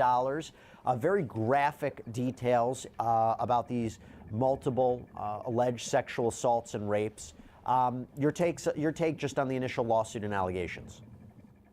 I mean, my take on the initial lawsuit and allegations and the publicity that's come right after it. I mean, there's rules of ethics to prohibit people from trying their case in the media. And I think from the onset, both sides are engaging in releasing what could be evidence. And the rules of ethics from state to state vary, but they pretty much usually are concentrated on not releasing any information that could possibly affect a jury. And they're out there releasing. Who cares what those exact rules are? Destiny, what's the point of dropping all this shit in the public from the accuser's side? Why do they care if Shannon looks like a rapist as long as they get paid out by the judge? Because you think your case doesn't have any legs and you're just trying to get them to settle or something? I don't know what the pre-trial communication looked like, though. Like if these two people were in contact with each other. Like counsel for both sides was in contact with each other. But pages and pages of text messages. They're out there releasing audio. It looks to me like both sides are engaged in trying to litigate this in the media before litigating it in a court of law. But isn't that the Justin Baldoni, Blake Lively effect, right? Isn't that what we're seeing now? It's the idea of let's battle this out on the court of public opinion, particularly, by the way, when you're dealing with such a public figure like Shannon Sharp. The idea of if I'm fighting this in a court of law, but I'm also fighting this in the court of public opinion, if I can put enough out there to try to reverse the narrative, maybe not only I'll still retain my fan base, my career, but also it puts pressure on Jane Doe maybe to stop the lawsuit, or maybe not, because she fired back too. No, I'm not saying that you know they shouldn't do it, because unfortunately we live in a time where if here's the leaked audio. You're just gonna get mad at, and you're just gonna hang up on me. So I feel like I'm not gonna hang up on you. Here's what it is. what does that even mean? Nothing, Gabby. You want to be a dick to me now, so. I don't want to be. Don't manipulate me. Oh, Lord have mercy. If you say that one more time, I'm going to choke the out of you when I see you.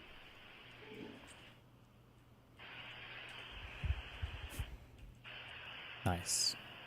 Thank you. Well, I don't want to be choked. Yes, you do. You're just gonna Remember, these are always anytime you hear a one-sided audio recording. Now, it doesn't mean that there's not something bad happening. It could be that the person is legitimately crazy, but one-sided audio recordings are always setups because one side knows they're being recorded, the other side doesn't know they're being recorded. It's very easy to say wind somebody up while you're recording on your side, and then edit out what you want to hear or whatever. Not to say that that's what's happened here. Maybe this person is just legitimately unhinged, but you can tell that, right? You can tell by the quality of the voice that she's just recording the conversation on her side and then talking it through the phone. So who knows what the full conversation was. if you don't do that on behalf of your client, are you doing them a disservice? I'm just mentioning the fact, saying that they shouldn't do it, because unfortunately we live in a time where if you don't do that on behalf of your client, are you doing them a disservice? I'm just mentioning the fact that none of this is really allowed pursuant to the rules of ethics, but I understand why they're doing it, because nowadays pretty much the court of public opinion is dictating what happens in court in and of itself. It's not just about the court of public opinion, though. From a celebrity point of view, the challenging thing about these lawsuits is that the damages that you could face in your career, oftentimes, depending on the level of the person, can outstrip any of even the maximum potential awards from any given lawsuit, right? So it might be the case that she could take a case like this to trial and win, and maybe it's the the jury rakes him over the coals and it's real bad, and it's like a $1 million payout or something by the end. It's a real big, she really got him. But that might pale in comparison to, personally, maybe he loses out on like a $50 million contract, or he suffered, 8 figures worth of damage in terms of financial damages. So this is, speaking of personal experience, like this is why when you're a celebrity, the rules change a bit in terms of like, well, do you want to respond publicly or do you want to release stuff? Because it's not just about beating the case. It's about maintaining credibility in the eyes of the public. Otherwise, even if you win the case, like let's say you release nothing, you keep your lips, sealed the entire time, and then you come out, you win the case, all of the financial damage you might have suffered in the interim didn't make it worth it. You still lost out in the end, So it's just part of litigating cases nowadays. Are you concerned by the content, the value of those text message conversations? Does it complicate this case? Let me rephrase. Putting aside, assuming these really are the real conversations and the real messages of Jane Doe, you could say, she's talking about BDSM, tying up, dog collars. Would he countersue then for damages? So my understanding is, and this is what makes it challenging, okay? You can't sue people for what they put in a lawsuit. You're not allowed to do that. So if somebody were to come out and just make an accusation about you, then, and you thought it was defamatory, whatever, you could sue them. But if people are making these accusations by putting it in a complaint, you can't sue somebody for what they put in a complaint. I don't think you're allowed to do that. So it's a way to, I think, defame somebody or slander somebody without being held accountable necessarily for it. Yeah. Choking, and then she accuses him of sexual assault and being violent with her. Let me actually read you something from the lawsuit. Okay, so this is from the lawsuit. It says, a woman can say yes to consensual sexual relations with a man 99 times, but when she says no, even once, that no means no. Defendant Shannon Sharp, a man who is accustomed to getting what he wants, completely fails to understand this basic concept. After many months of manipulating and controlling plaintiff, a woman more than 30 years younger than he, and repeatedly threatening to brutally choke and violently slap her, Sharp refused to accept the answer no and raped plaintiff despite her sobbing and repeated screams of no. So you look at those messages, are they... She, through her lawyer, released that audio. He can counterclaim her. It depends on, like, if the audio, because you could file exhibits attached to lawsuits, in which case... It's in the lawsuit. It's going to be part of the public record anyway, unless somebody like files to seal it or something, right? They irrelevant? If you establish a pattern of, S&M, a pattern of voluntarily submitting yourself to someone, to accepting, violence, to accepting as part of the norm of your sex life, then obviously that's something that could be used, because he's going to say, yeah, it was consensual. So when a jury's trying to analyze whether or not these acts of violence were consensual or not, they can obviously look to the history of the relationship and whether or not she's going to admit it. So now you put her on the stand and you're like, so you allowed him to choke you. You allowed him to hit you previously. And that was something that you guys engaged in, voluntary sexual behavior, and you found it pleasurable. And you did it for the X amount of months. But then on this particular day, you told him no. So it's something that it's fruitful to bring up a trial. I think they would be doing them a disservice if they didn't explore that more. And yeah, ultimately, what Mr. Busby's saying is true. A woman can say yes 99 times and say no that 100th time, but the historical behavior of accepting violence as the norm in your bedroom and in your sex life is something that a jury can look at to determine whether or not she did in fact say no, because he's going to say that she said yes. He's not going to admit that she said no, that he raped her. No, I hear you.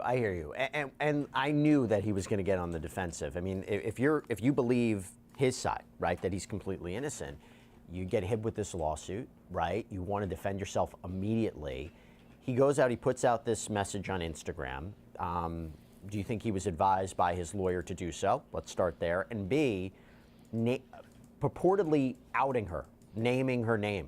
Just the first name, and also what her apparent handle is or name on OnlyFans. Is that appropriate? That right? Again, he's defending himself, but name on OnlyFans. First name, and also what her apparent handle is or name on OnlyFans. Is that appropriate? That right? Again, he's defending himself, but she filed this anonymously. Right. Well, whether or not his attorney advised him to do it, if he took those steps without discussing it with his attorney should be very upset at him doing something of that nature. I don't think that an attorney can counsel their client to disclose the identity of a victim in a sex case. So I don't think that his attorney would ever admit to taking those steps simply because there's laws to protect victims in sex crimes. But I understand why it's beneficial to his defense. I'm putting it out there. I'm saying who you are. I'm saying that you're an OnlyFans person. I'm saying that we were engaged in this voluntary sexual behavior where you possibly accepted money to do sexual things on camera or do sexual things for me. So it definitely benefits his defense in letting people know, listen, this is not the person that Busby's saying that it is. This is the person that I'm telling you who she is. So I think it's beneficial. And to reverse it, I said this when I covered it earlier in the week, this lawsuit being filed by Tony Busby, he's got crosshairs on him right now. He filed a lawsuit against Jay-Z by a Jane Doe who claims that she was sexually assaulted by Jay-Z when she was 13 years old back in 2000. That lawsuit against him was dropped. The NBC did a report questioning the credibility of some of her claims. His attorneys came forward and said, no, we have proof that the people you say were there weren't there. And that lawsuit was dropped. He's now being sued. That Jane Doe's being sued. You would think, okay, if this happened, I'm going to maybe take a little step back here. But to go so public and forward with allegations against a high-profile figure like Shannon Sharpe, he must...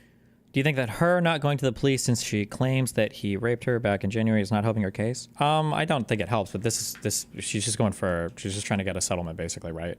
These types of like super public things you're just trying to get the other person to settle. You want a payday basically. The guy's obviously fucking loaded. She feels like she can cause enough the goal is like, can you ramp up the pressure enough and cause enough financial harm to the person to where it doesn't make sense for them to fight the court case? So I'm guessing my guess is they tried to haggle beforehand. People are saying that they were asking for 10 million beforehand, and I guess he felt like that was too much, and so now she's going public. And the dream is that at some point he's like, fuck it, this isn't worth it anymore for the reputational harm. I'll pay you off, basically. Not only believe the account. Oh, he offered 10 million. Okay. Of Jane Sharpe, he must not only believe the account of Jane Doe, he must believe he's got the goods to back it up.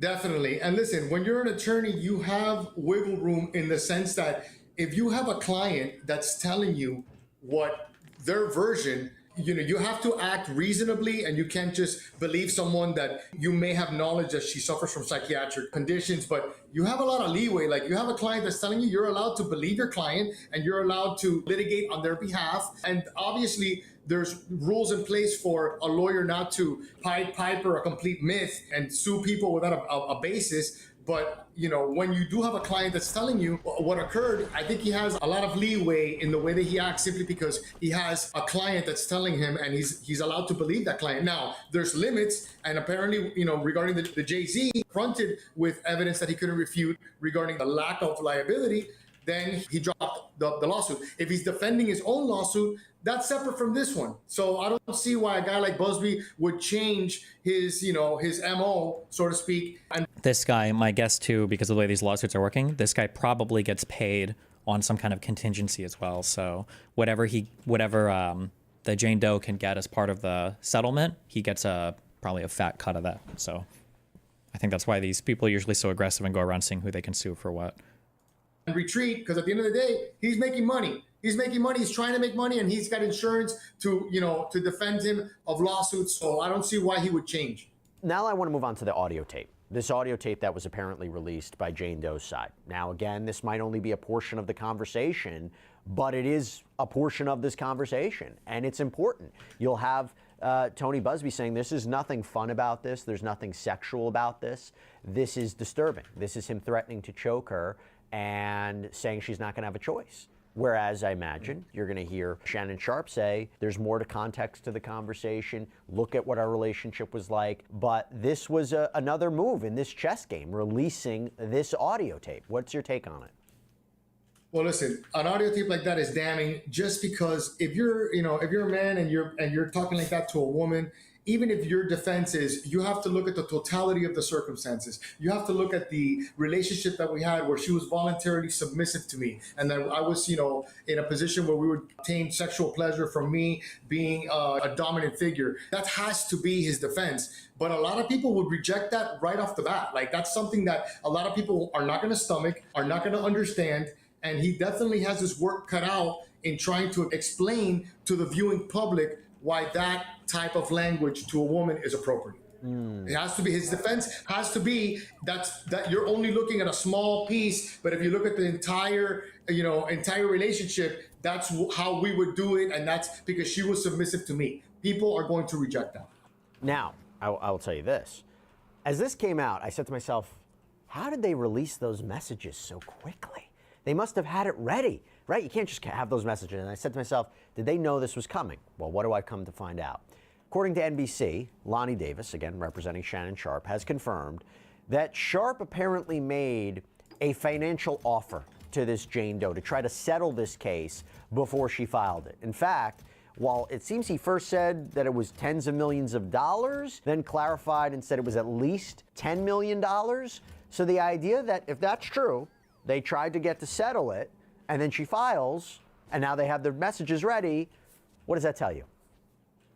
That means that there were pretrial negotiations. They didn't offer enough. The other side feels like they can get more if they go, or they can pressure them for more if they go public first, and that's the plan.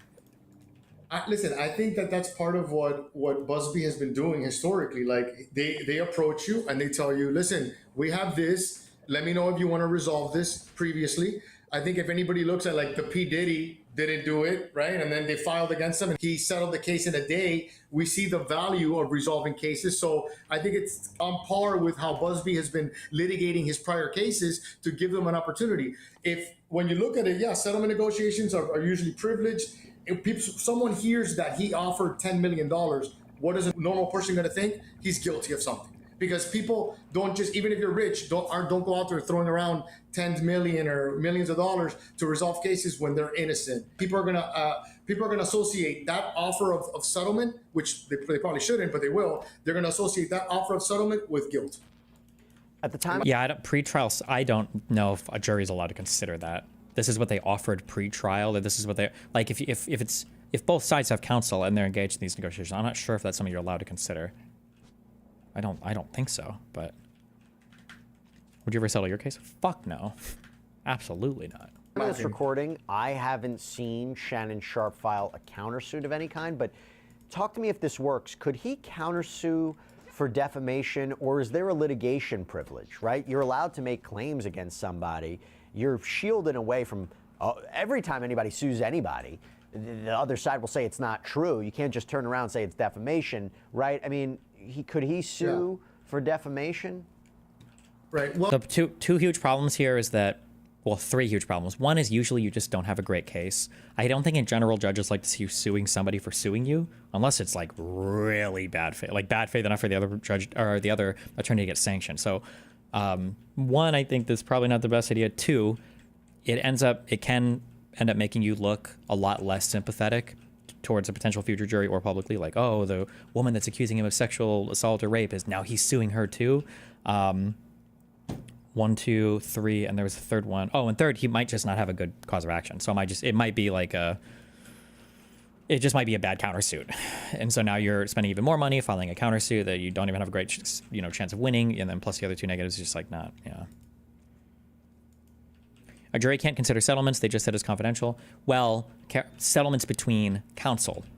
So careful, because if you say crazy shit before you've hired a lawyer or before any of those types of things have gone on, then those statements could theoretically, maybe, potentially, in other instances be considered. Just be aware of that. Well, you're right. There is a litigation privilege regarding defamation actions. So I always tell people this when people ask me, can they sue? People can sue all the time. Whether or not it's going to survive a motion to dismiss, honestly, I've seen it in my career over 22 years. People sue for things that are ultimately going to get dismissed, and it doesn't affect their willingness to do it, their desire to do it. But you're right. There is a litigation privilege because I guess the mindset, the universal mindset is that you don't want to be... Oh, then this 4 is that she probably doesn't have any money, so it's not even worth it. Even if he wins, it's not like she's going to get paid a bunch, or he's going to get paid out or anything. there is a litigation privilege because I guess the mindset, the universal mindset is that you don't want to be gagging people in a court of law. You want people to have the freedom to express themselves openly without the threat of litigation while they're in litigation. And that's the entire. So to answer your question, it seems like you're right. A litigation privilege does apply, but nowadays people get sued for all kind of things. And I wouldn't be surprised if we see a countersuit because, again, his perspective is this is blackmail. These are false allegations. And by the way, what's the timing of it? And by the way, when we talk about Shannon Sharpe, he's a powerhouse in the podcast space. Hosts Club Shay Shay, Nightcap, tons of followers. According to Front Office Sports, he's expected right now to sign a new contract worth more than $100 million. Do you think that comes into play at all? The problem with people that have those types of contracts is it doesn't have to mean that you're guilty or not guilty. Just the news in and of itself is going to affect your ability to get followers, to do your job, and to execute contracts. Now, if he loses a $100 million contract because of this, whether there's a litigation privilege or not, you can expect a lawsuit. Even if the standard for a motion to dismiss is lower than the standard for a motion for summary judgment, you could file a lawsuit. You could survive motion to dismiss, and routinely judges don't like to decide cases on summary judgment, and they often say that almost anything is an issue of fact for the jury because they know they're not going to get appealed when they make that type of ruling, and they like to kick it to a jury even if it is the type of case that shouldn't survive motion for summary judgment. So what I'm saying is that So a motion to dismiss means that in the complaint itself, if you take all of the complaint to be 100% true, the complaint doesn't actually allege something that would qualify as something that would come under the causes of action that are listed at the bottom of a document or at the bottom of a complaint. So let's say that you sue somebody for intentional emotional distress. And let's say I'm making some of this up, but let's say there are two elements to it. You have to be really mean to somebody and you have to say it to them verbally, okay? And then let's say the complaint says, my partner emotionally distressed me and it was so horrible, and what he did was every single day he took a brown marker and he drew brown all over all of my paintings, and it was the worst thing ever, and I hated this, and it was emotionally distressing me, and fuck this guy, and I hate him, blah, blah, blah, okay? And let's say they filed that complaint. When you respond to the complaint, you can file a motion to dismiss, and you can say, we're filing a motion to dismiss and because this person has failed to state a claim. Basically saying that the cause of action that they've listed is, they said that it was emotional distress, but if you read everything in the complaint, they don't even say that I said something to them, which is an element for emotional distress. I'm making up what the elements of that crime are, but whatever, right? So it'll be dismissed. Now, after you go through the pleading stage and you get through discovery and all of that, at the end of that stage, before you go to trial, you can have a motion for summary judgment. Motion for summary judgment is kind of like a motion to dismiss, except the judge is allowed to lightly consider evidence in that case. So maybe in the complaint, this lady said, when he had the brown mark and he was drawing all over my paintings, he said, fuck you, bitch, I hate you, I'm emotionally distressing you. And maybe he says, I wasn't even in town when that happened, okay? Well, he couldn't file a motion to dismiss because whether or not you're in town, that's a fact to be debated, and judges aren't finders of fact. That's what a jury is for. But let's say in the discovery stage, let's say that you submit evidence and the husband shows like, look, I was literally in Iowa from May 12th to May 22nd. Here's like 15 restaurant receipts. Here's pictures of me with my family. And let's say that the plaintiff who filed the complaint doesn't respond with any evidence to that declaration. Then when they file for the motion to dismiss, the judge will look at this and go, okay, well, it seems like this is impossible. So for summary judgment, I'm just giving it to this guy because you haven't satisfied the elements of the claim, basically. Okay. So motion to dismiss is you fucked up real hard. Summary judgment is the evidence the judge is allowed to lightly consider probably means that there's not an actual complaint here right now. Okay. Even if you have a clear defense, even if they don't have a good case, a lawsuit is still something that can be fruitful to either side. Do you think this is going to end up settling, or is it now just too far down? How do you settle it without one side looking bad? It's very rare that things go to jury trial. I think it's like 2% of all complaints filed actually go that far. So it's very, very, very rare, but... The problem is when you're dealing with someone like him, that his livelihood depends on the way that people view him, on whether or not people reject him or not, whether or not people are going to tune in or not. Once we're at this point where me and you are discussing it publicly, and it's out in the media, then how do you really repair his reputation? We look at like Johnny Depp, how Johnny Depp had to spend millions of dollars to sue Amber Heard, and at the end of the day, the entire lawsuit was just for him to get back whatever reputation he had, so it wouldn't affect his ability to make money in the future. So, in my opinion, I think that the genie's out of the bottle, and resolving it at this point isn't going to do anything for his reputation and his career. But you never know. Yeah, I'm sure. And look, there could be a lot more to this as this case ultimately progresses. Mauricio Padilla, thanks so much for taking the time. Good to see you. Thank you. Thank you, sir. And that's all we have for you right now here on Sidebar, everybody. Thank you so much for joining us. And as always, please subscribe on YouTube, Apple Podcasts, Spotify, wherever you should get your podcasts. I'm Jesse Weber. I'll speak to you next time. Wow.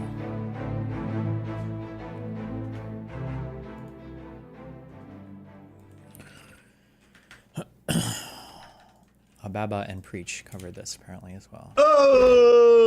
Okay. All right. So this is going viral. Shannon Sharpe getting canceled due to allegations that he raped. Basically, he forced himself in her from behind. Okay. He raped her, allegedly. Yeah. Okay. Listen, he forced himself on her against her will. That's the allegation. It's important to give some context to this because this comes with a few key details. One, the lawyer who's involved in this is the same lawyer who's gone after a lot of high-profile people and basically tried to shake them down and has been proven to be a complete fraud in court. Yep. So that's a bad look because recently, even against Jay-Z, he tried to pull some stuff and the courts threw that shit down and basically said, you can't even practice here. You're so unethical. So you have to imagine how much of basically said, you can't even practice here. Busby is not admitted to practice law in the federal court where the case was filed.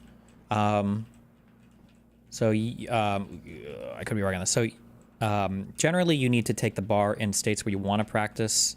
I don't know how it works for federal. Like if you file a federal suit in a state, if you need to be barred in that state or how that works. But if you're not licensed to practice in a state, you can always have another attorney file it for you. And then you file I think it's a pro hac vice motion. And then that allows you to say, hey, listen, I'm from out of state, but can I come and practice there? I don't think you need to be barred in that state as long as you file that motion. I don't think so. I could be wrong on that. But he might have incorrectly filed the case or something. Is not admitted to practice law. It doesn't look like the same as he got disbarred or sanctioned in this district. That's not what that reads like to me, but I don't know. I'm trying to Google it. I don't know. He tried to pull some stuff and the courts threw that shit down and basically said, you can't even practice here. You're so unethical. So you have to imagine how much of a bad representation. He didn't file the pro vice shit? Yeah, okay. Then he just tried to file in a district where he's not barred and he should have had another lawyer file it first. This is why I have like fucking 3 lawyers on my fucking bullshit. Is to have my team from California able to file or represent me in Florida. You have to be in terms of like, you're not even allowed to practice in certain areas because of how bad your rep is. I don't know what that means or how that's like, it's not that you're not allowed to practice because of a bad rep. It would be like you got disbarred or something because you fucked up hard. And I think generally if you get disbarred in one area, I think other people will disbar. Like, I don't know if you get like disbarred in one state and other states are like chill. I think that would probably get fucked there would be my guess, but I don't know. But he's pretty much real life Saul Goodman. Saul Goodman? Yeah. Okay. Yeah. Like, yeah. The girl in question, a lot of people have been going after the wrong girl and flaming her on Instagram. It's not her, but I'll show you the person in question because she does have an OnlyFans. She is very popular. Jesus. And, I don't believe that these accusers should be anonymous, especially when they're doing things for profit or, for their own sake. Okay, this is something I feel very strongly about, because all of this now personally affects me too. I think that the concept of filing a case as a Jane Doe, especially in cases of sexual stuff, I think that that's a totally fine protected thing. It makes sense why you would want somebody to have that protection, especially if part of what they're alleging is like, this is humiliating or damaging my reputation or whatever. That makes sense why you would have these like protections that would allow somebody to file the case anonymously. What I think is ridiculous is when you file anonymously and then make it public. That's a massive bait, because if Shannon fucks up on his side and accidentally reveals like her name's in a filing somewhere, even I think you can get trouble even if it's in a filing because those are public facing, or if he says it or if he gives information that allows people to find out who she is, then theoretically I think the plaintiff can try to sanction you or file a motion to compel something or damage you in some way or whatever, or add to like punitive or damages or whatever, because now you've like violated the protective order. That's bullshit. If you're already starting to release shit publicly and people are obviously tying you to I think that's ridiculous. You're abusing the court system at that point to file anonymously. Does filing anonymously mean there are 0 penalties for perjury or lying? No, you can still lie or perjure yourself. When you file as a Jane Doe, unless there's like other ways to do it that I'm not aware of, that just means that your name isn't filed publicly. The court knows who you are and the defendant knows who you are, but the public doesn't see your name. But usually when you see the, like if you go through a lot of Doe cases, it's very, even in like for revenge porn stuff, for instance, it's hard to find these people because they usually don't want to be found, obviously. There's a reason why they're filing under a protective order. There's a reason they're filing anonymous because they don't want all of this, stuff out there about them on the internet. So it's weird when people file under Does, but then they make it as public as possible. I feel like that's a gross misuse of that privilege, but... And if you're going to accuse someone publicly, I think your name should be out there publicly. And thankfully, in the court filings, you can find her full name, so this is not hidden. I'm going to play the court filings are her full name? That's very strange if that's true, considering she filed as a Doe, but... Call, and then I'll play videos of her so you can see who the person is. So here's the call, or the edited clip that they released to incriminate Shannon. Anything I say, you're just gonna like get mad at, and you're just gonna hang up on me, so I feel like... I'm not gonna hang up on you. Here's what it is. What does that even mean? Nothing, Gabby. You want to be a dick to me now, so. I don't want to be, don't manipulate me. Manipulation. I don't know that mercy. If you say that one more time, I'm gonna choke the out of you when I see you. Imagine just Shannon Barnes shit. Nigga, I told you I was gonna choke the shit out of you. You said it one more time. But it's good. You learn. You don't touch my fucking. No. I might get up in your space. Yeah. You didn't shove me into a fucking closet. Yeah, of course I can. Yeah. Bitch. No, that came out way too comfortable. After the years of a that I didn't oh my God, bro. Yeah, that's too much. That's too much. That's too much. You said it too fast. You said, of course I did. This motherfucker clutching his pearl. Oh my days. Who is we? I don't know who is we, but I don't know. Because we used to be them niggas with the afro and the dreads. Now he ain't got no more beard. You know what people call us? They call us Abba and Abba. That's funny. Not gonna lie. That's stupid. All right. Okay. I feel like with every progressive year, we're just less and less hair. It used to be hair here, hair here. Now it's here. Your hair used to be all over the place. Some of us want to be employed. So, by who, nigga? You're the CEO. By me. You're the CEO and the HR. What are you talking about? Yeah. I have to talk to HR to be like, I'm gonna fire myself, nigga. This is unpresentable. I'm gonna fire myself and I want to ask for a bonus. Yo, stupid. What are you talking about? Moving past that.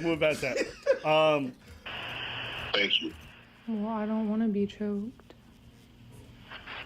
Okay, you guys didn't notice there's a cut there. There's a few cuts in this thing already, but just keep listening. Even if there weren't cuts, just remember, when it's a one-sided recording, bro, oh, fuck. People that just haven't been in relationships or haven't had tumultuous friendships just don't know. Bro, you can wind people up and make them sound insane. If you know you're recording and they don't know, and you've got the ability to put the recorder up, whoo, you can make people sound hella crazy. And I don't mean sound crazy as in you're like super editing and splicing clips together. I mean sound crazy as in like you're a worthless small dick little fucking piece of shit. It's like, what the fuck's your problem? It's like, you know what the fuck my problem is. I'm gonna fuck your mom, and then I'm gonna fuck your dad, and I'm gonna fuck them both at the same time, and then we're gonna fuck you together because you're a piece of shit. Oh, fuck you, blah, blah, blah, blah. And then it's like, okay, record on. Why are you upset with me all the time? You know why I'm upset with you. You're fucking crazy, bitch. What the fuck is wrong with you? I don't understand why you're calling me crazy all the time. I'm calling you crazy because you're a fucking lunatic. You're a fucking crazy bitch. And like, so people only hear that part. And it's like, okay, well, obviously the guy is insane. He's totally unhinged. She's like, well, hold on.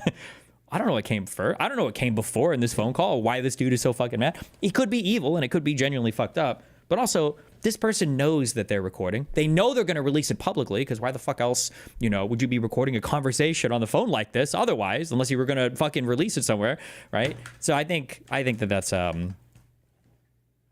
just be aware of that. Just be aware of that. Well, I don't want to be choked. Yes, you do. I don't think you have a choice in the matter. Yeah, get weird. The lawsuit, the way this clip is put together, like this could easily be just the way that people talk between each other. I don't know about that. That would be a wild way to just randomly talk to a partner. But I do think it's not enough to fucking convict the dude off. Like you need way more info, right? But they're within the confines of the kinks. They like to be a little. Yes, you like to be choked. Like, this doesn't sound like a kinky convo. He just sounds like kind of annoyed, or maybe not. It's hard to say. You need way more info on this. No, Daddy, you can see that happening. I'm not going to read into this conversation, but I will read into the fact that you released this highly edited clip to put out this. If this is really what it is, this kind of intimidation, then release the whole thing. Give me a good chunk of conversation. Why is it edited, one, for things that are cut out, and two, why is it such a short segment? Just as he's about to go on, you cut it right there. It might change the context. So this is one of the ones where the lawyer doesn't have a good reputation. Oh my God, the manipulation, reputation, matigajig. Now, the lawyer doesn't have a good reputation. The woman in question is doing this for strictly financial gain, has been recording calls and setting a lot of this up for a long time. And just looking at the timing of it also, it all feels like this is all orchestrated for a bad cause. Now, I'm not saying Shannon is innocent or guilty. I ain't in that man's private life. He might be doing some weird shit. I'm just saying the way this looks on the outset, it looks really bad on behalf of the accuser, in my opinion. Another thing to consider is the fact that Shannon was now just renegotiating his deal for his podcast, which is going to be worth of like upwards of 100 mil. So there's a lot of, I feel like the timing of it is very strategic, right? They knew this is going to be coming, so they waited for this, because apparently this happened almost a year, 2 years ago, and they'd be sitting on this. And you can kind of know that it's a bit premeditated because the woman has recordings of just really random So this is something that she's put some forethought in regards to setting up for some of this. So we just pulled up to the grocery store and I'm about to fuck shit up. Just kidding, guys. I would never do that. I'm gonna be completely normal. No, I'm not. Okay, enough with this bullshit. Let's fucking go. I forgot my keys. And yes, that's right. I only shop at Whole Foods. I don't want to look like I'm broke. What they say, fake it till you make it. I don't want to cook tonight, guys, so we're getting hot bar. Who am I kidding? I literally never cook. The only selections. So your girl will be ordering Postmates. I just got completely harassed in the grocery store. So I've made it home safe. Basically, I had to leave the grocery store early. This guy was following me around the grocery store and he wouldn't leave me alone. We managed to get this $13 peanut butter and these chocolate balls. This is why women are scared to go out. Don't be that guy. Do not harass women. Simple. Now, I'm going to do this in order. Okay, so we're going to start off with Shannon's video because he knew that they were going to release this clip. If you don't know who Shannon Sharp is, he's a podcaster, Hall of Famer, football player, former football player, but Hall of Famer, very, very well received, and he's a big social media personality. Football player, baseball player, soccer player, don't care. Lakers in 5. OKC, KFC, UFC. Lakers in 5. To my family, friends, supporters, and colleagues, I want to speak to you directly and from the heart. This is a shakedown. I'm going to be open, transparent, and defend myself because this isn't right. This is all being orchestrated by Tony Busby, who has targeted Jay-Z. Tony Busby targets black men, and I believe he's going to release a 30-second clip of a sex tape that tries to make me look guilty and play into every stereotype you could possibly imagine. That video should actually be 10 minutes or so. Hey, Tony, instead of The sexism card is strong. I don't think the racism card can counter the sexism card. releasing your edit, put the whole video out. I don't have it, or I would myself. You know what happened, and you're trying to manipulate the media. The encounter in question took place during the day at her invitation.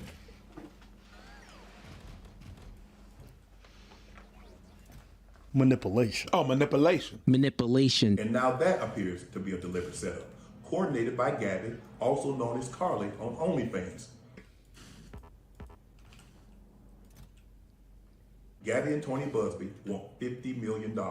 What they're getting is sued for defamation and trying to take me down. My career is all about real talk and honesty. I know my family and fans know exactly what this is about. And I'm going to be out there telling you whatever I need to say, just like I always do. I love all you guys. Damn. All right. What's your thoughts? My thoughts are these. If you want to be credible, at getting 50 million out of someone, why, out of all the Tonys that are out there, you're gonna choose Tony Busby, and you're pretty popular.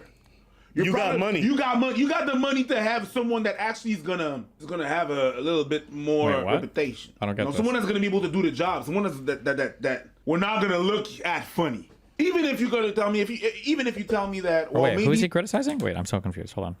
You're gonna choose Tony Busby, and you're pretty popular. to be credible The lawyer. at getting 50.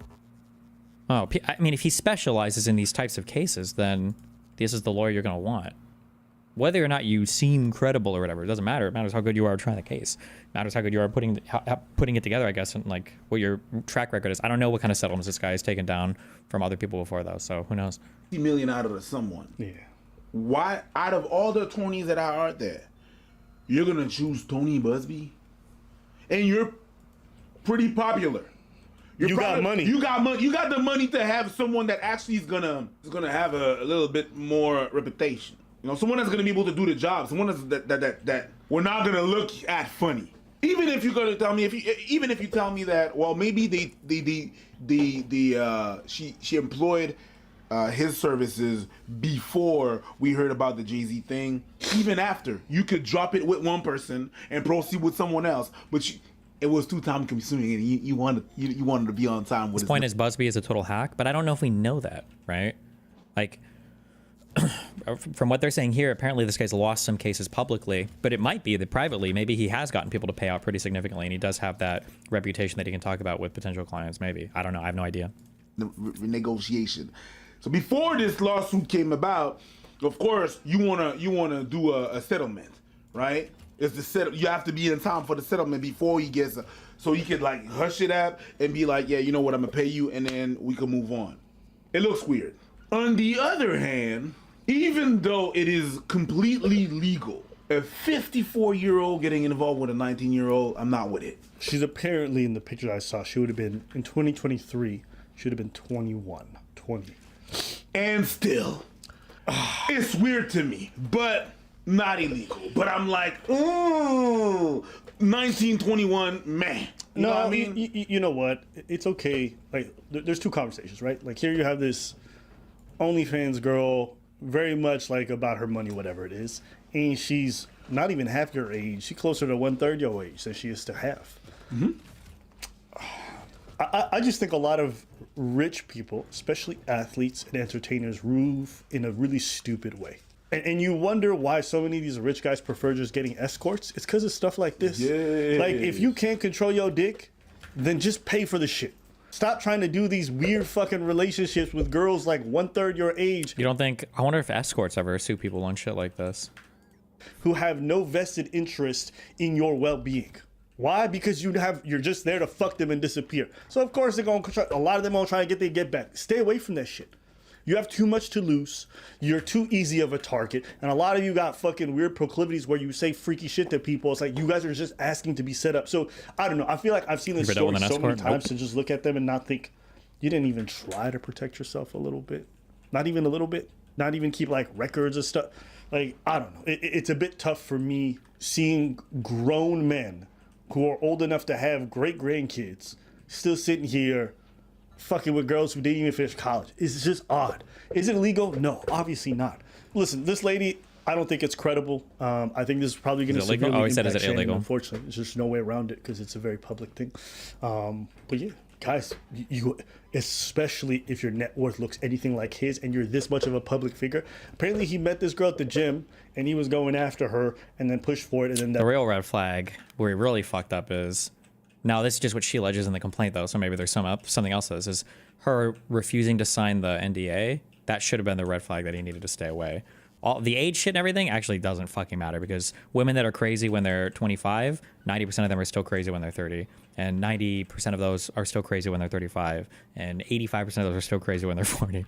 So, but the refusal to sign the NDA should have been the big red flag, I think.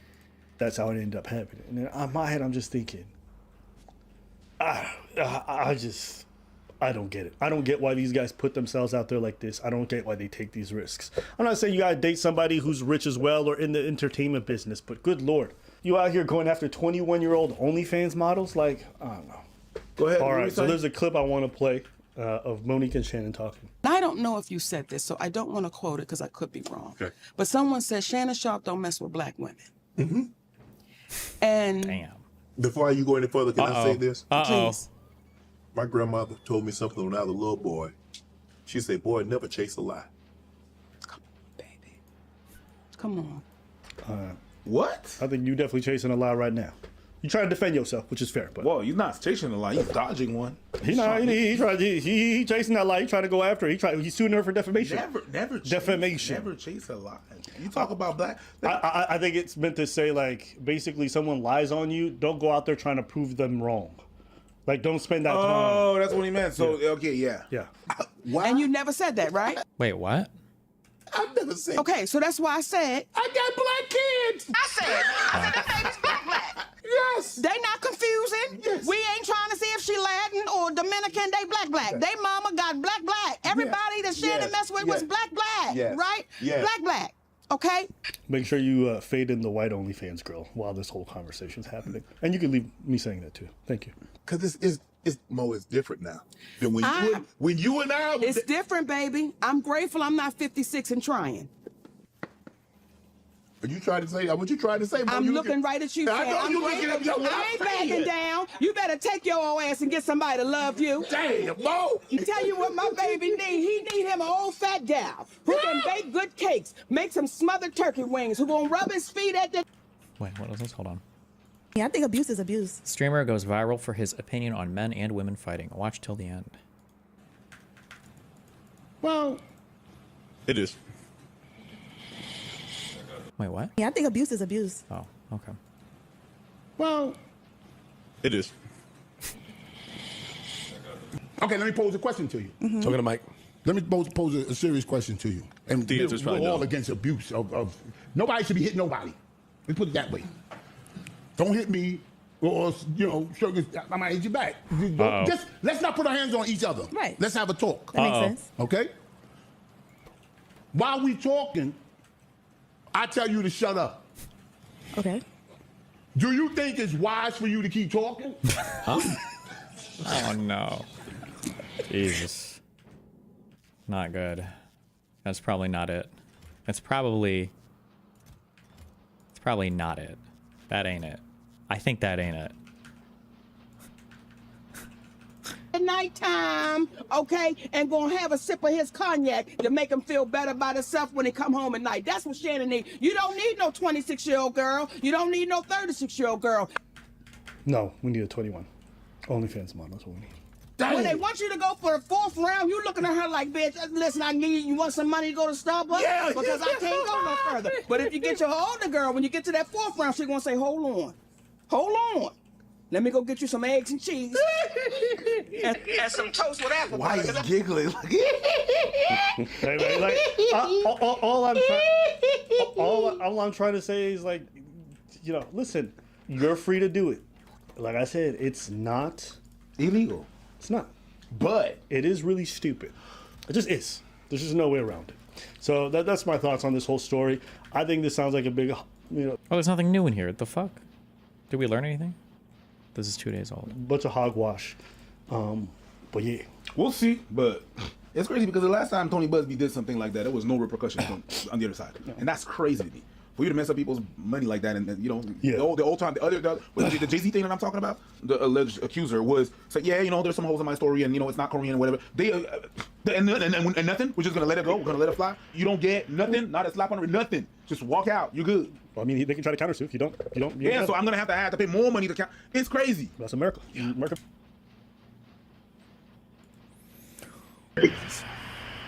Well, you're coming to LA tomorrow? Oh, that's another one-sided recording. Damn, I bet all the recordings that she dropped are probably recorded on her side like this. Jesus. Yes. Oh my god, this is so dirty, dude. Well, I don't know why you want to go out. Don't worry about it, Daddy.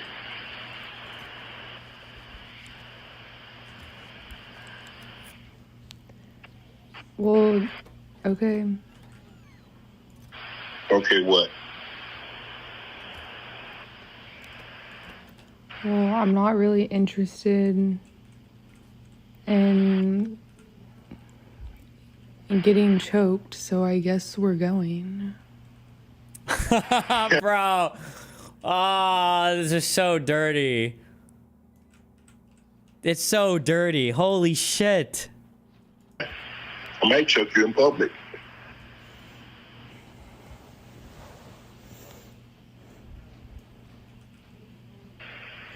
Big black guy chokes small white woman.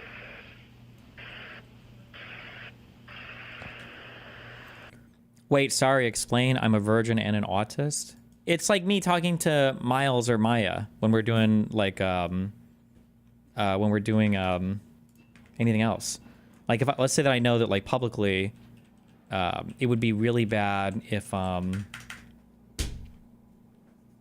just with a choking thing, right? Like let's say I have a partner that, you know, abuses me or chokes me or some shit, but that's like a kink or a fetish we have or whatever. And I'm like recording. I'm like, okay, start recording. I'm like, I don't know how I'm going to feel tomorrow at the steakhouse because I feel like you might hit me. And you're like, yeah, I'm going to smack the shit out of you. I might even do it in public. You're like, yes. Like you're like, you're setting them up, right? Because remember, she's asking the questions. She's driving the conversation. She's recording from her end, right? So she's setting this up, right? This literally what this is a setup. That's just wild. Damn. Big black guy chokes small white woman.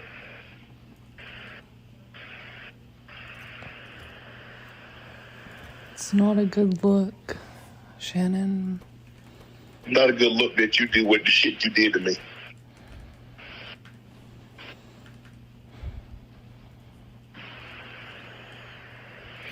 Okay, well...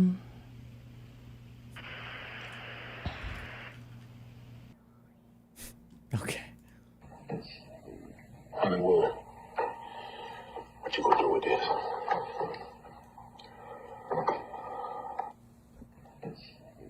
Hollywood.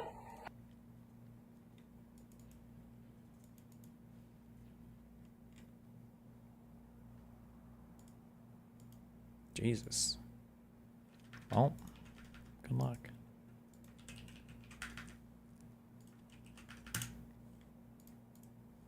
Took care of the situation. There are some. Yeah, please go ahead. Norwegian statistics are showing that the U.S. actually has a trade surplus with Norway.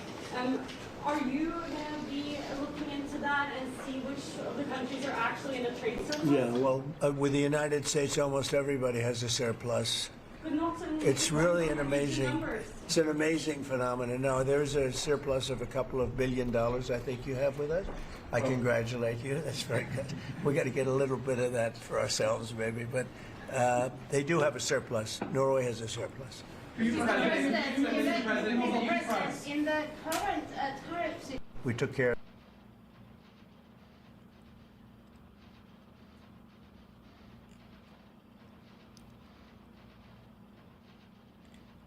Wait, he's saying that they have a surplus with us. What do you mean? This is consistent with what he said before, no? He's actually retarded. He doesn't know what any of it means. Well, I know he's retarded, but he's technically being correct here, right? If we have a deficit with them, they have a surplus with us. That's what he's saying, right?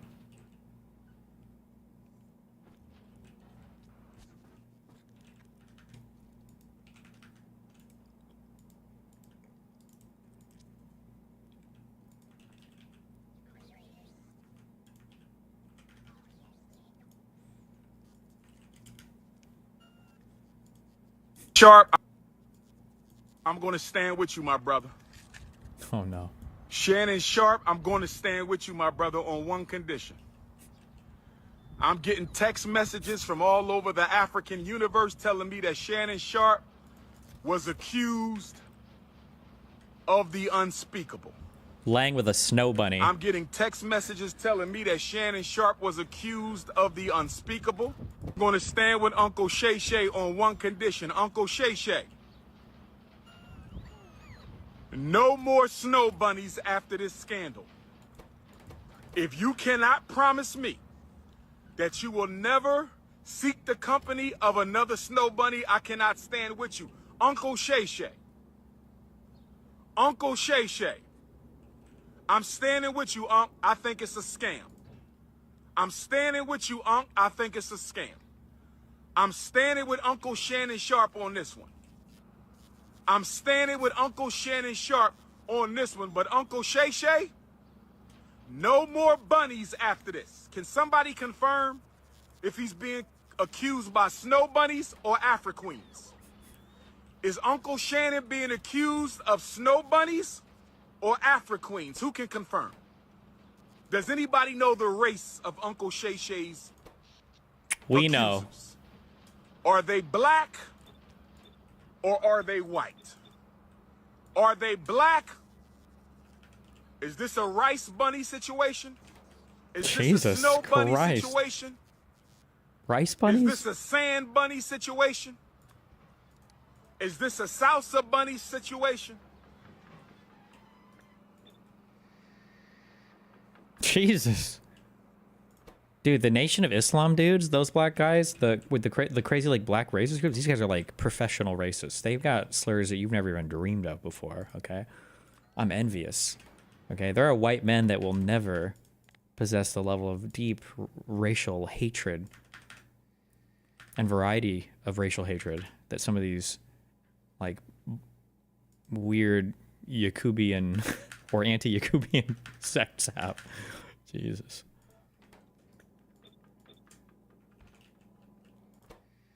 And for that, we say God bless him.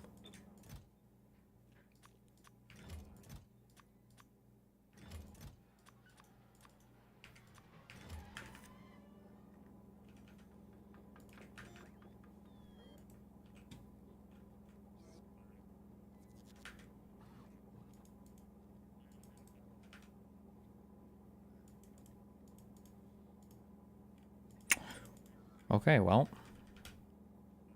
Any other exciting stuff going on today? I don't think we're ever watching the rest of this. It is pretty crazy, though. Wait, where's our boy Louis Rossmann?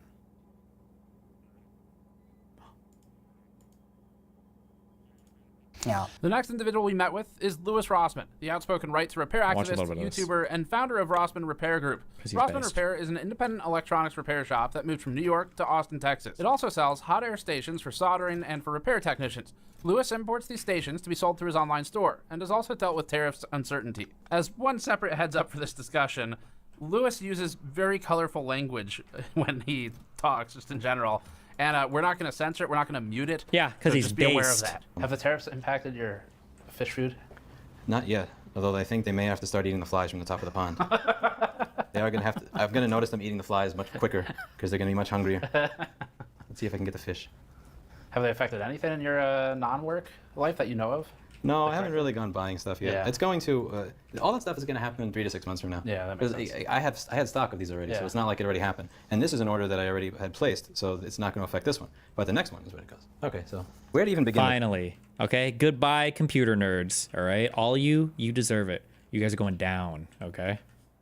Beginning with tariffs. So I think the first thing to go over is that this started when I moved to Texas from New York. A lot of people would say, you went there to save on taxes. Greedy business owner goes there to save on taxes. And that's not how any of this works. Companies are okay with taxes, and sometimes they're even okay with high taxes. This goes against the narrative that this is like why people move, but it's not about that. It's about the stability. I can deal with a bad regulatory environment if it's stable. If New York is going to charge this much in taxes, or it's going to be this much extra because my employees have to pay high rent, I can put that into my prices, and I'm good. Right. What I can't deal with is an unstable regulatory environment, an unstable tax environment. Even a bad one is better than an unstable one that's occasionally good. I'm okay with paying these taxes or increased taxes, but it's when you say, we're not really sure how to interpret this law, so give us 1.2 million, that's when I'm out. And with this, if I see a tariff of 20 or 40% one week, 50 to 60 a day later, then I see it 120%, then I see, well, electronics are maybe exempt and in Bloomberg, and then I see on Truth Social, no, that's not actually happening. I have no idea what that means, so I can't make decisions because it's not about it being a high tariff. It's about not having a clue what's going on. Let's give some background. What are these? These are hot air stations. I use a hot air station when I'm performing repairs that allows me to desolder chips off of the motherboard.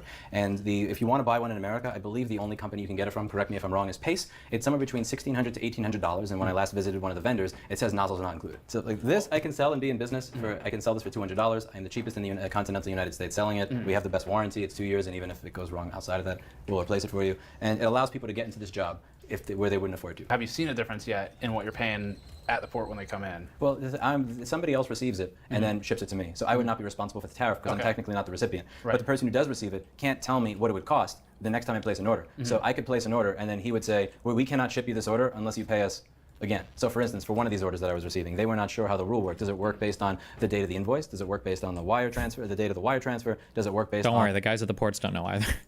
when the ship left China? Does it work based on when the ship arrives here? And there are so many things that can change in that time period. So like if I have this here, I can figure out, will somebody pay $400 for this, right? But I am not going to risk, I'm not going to make a $20 or $30 or $40,000 investment on a bunch of stuff that I can't actually sell. I need to figure that out, and I can't figure that out when the rules are changing all the time.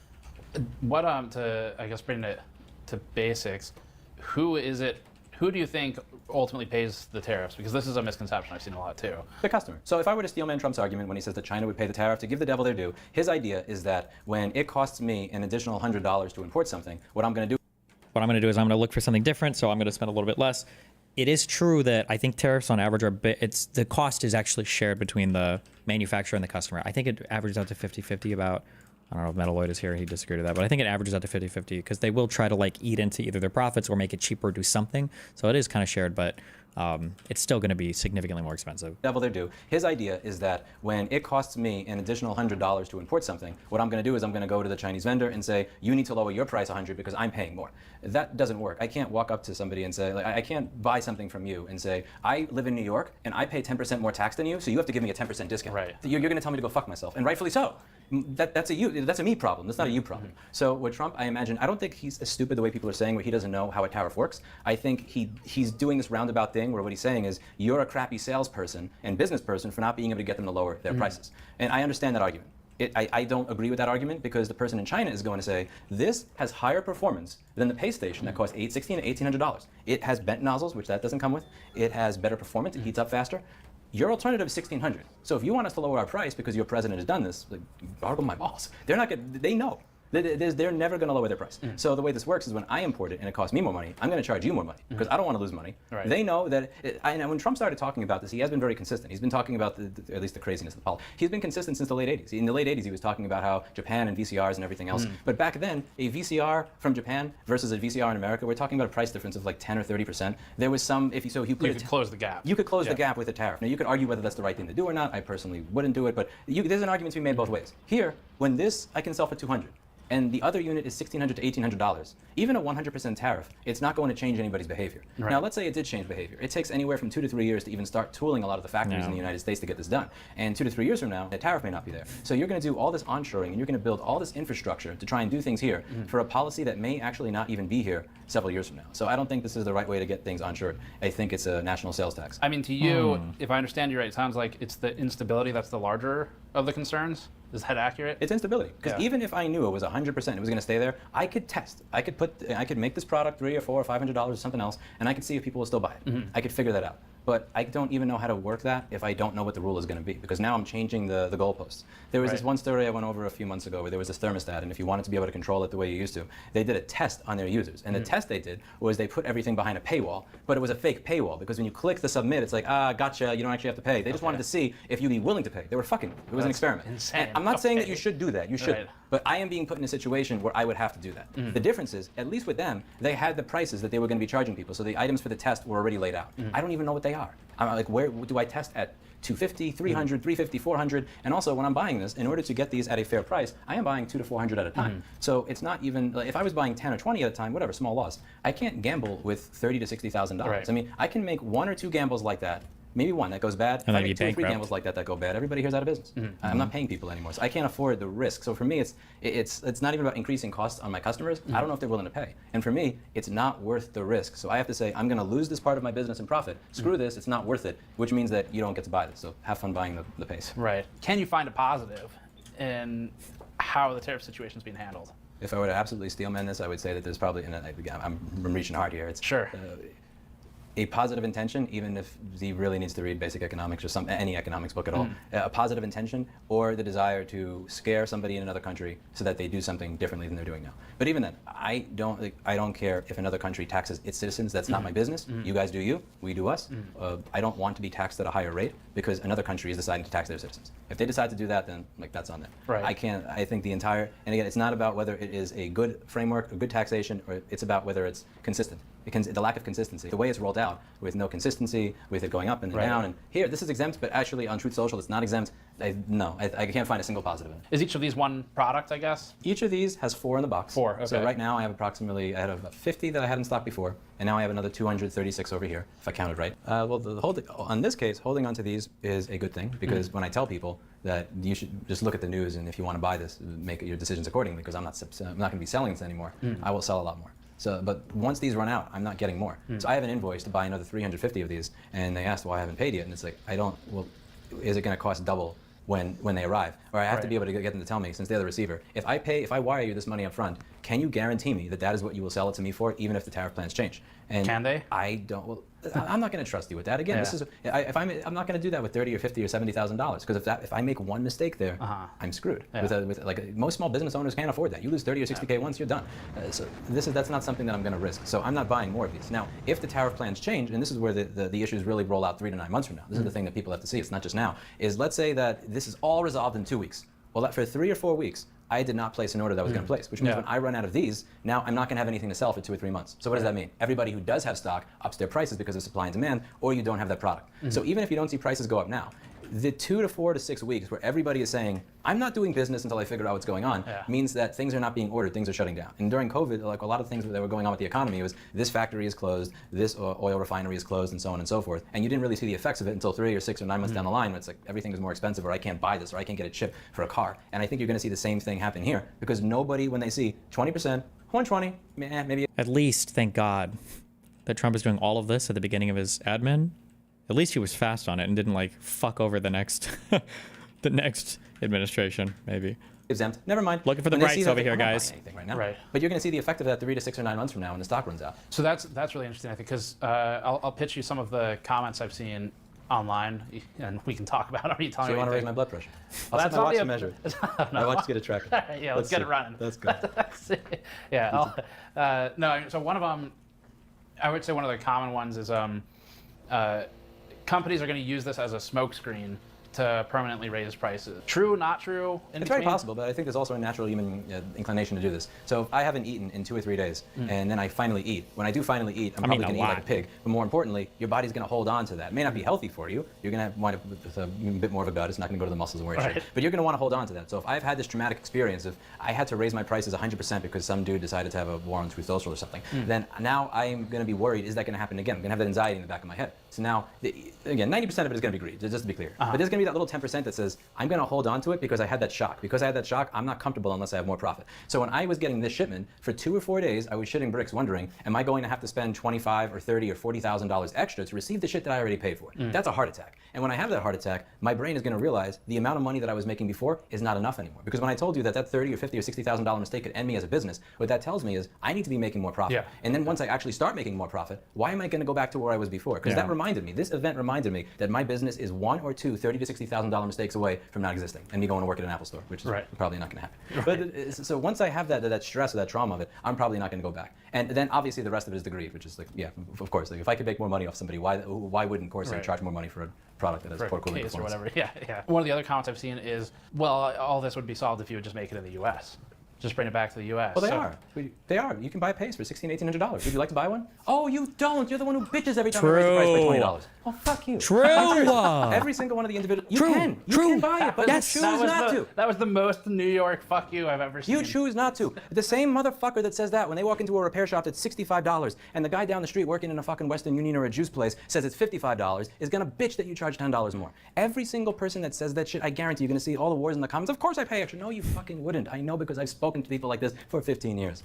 If somebody has to pay $1,600 to $1,800 for a tool that is less effective, not a bad tool, I'd use it, but less effective than a tool that's $200, that is going to be reflected in their prices. And it's not just one tool. We're talking about the ability for anybody to even get started here. I mean, one of the main primary people that was a protege of mine, he started doing this when he was 16 years old. Now, if you take every single tool in that chain and you multiply the cost by 6 to 15 times, do you think a 16-year-old kid that's making minimum wage working at Kava or something is going to be able to actually get started doing this? No way. If you take the startup cost of building a business like this, if you take that initial investment from $2,000 and you make it $20,000 for all these different little tools and things you need, you have now made it so that only a small number of people will be able to do that particular job. And once you have a small number of people that do the job, now they can raise the price because there's less competition.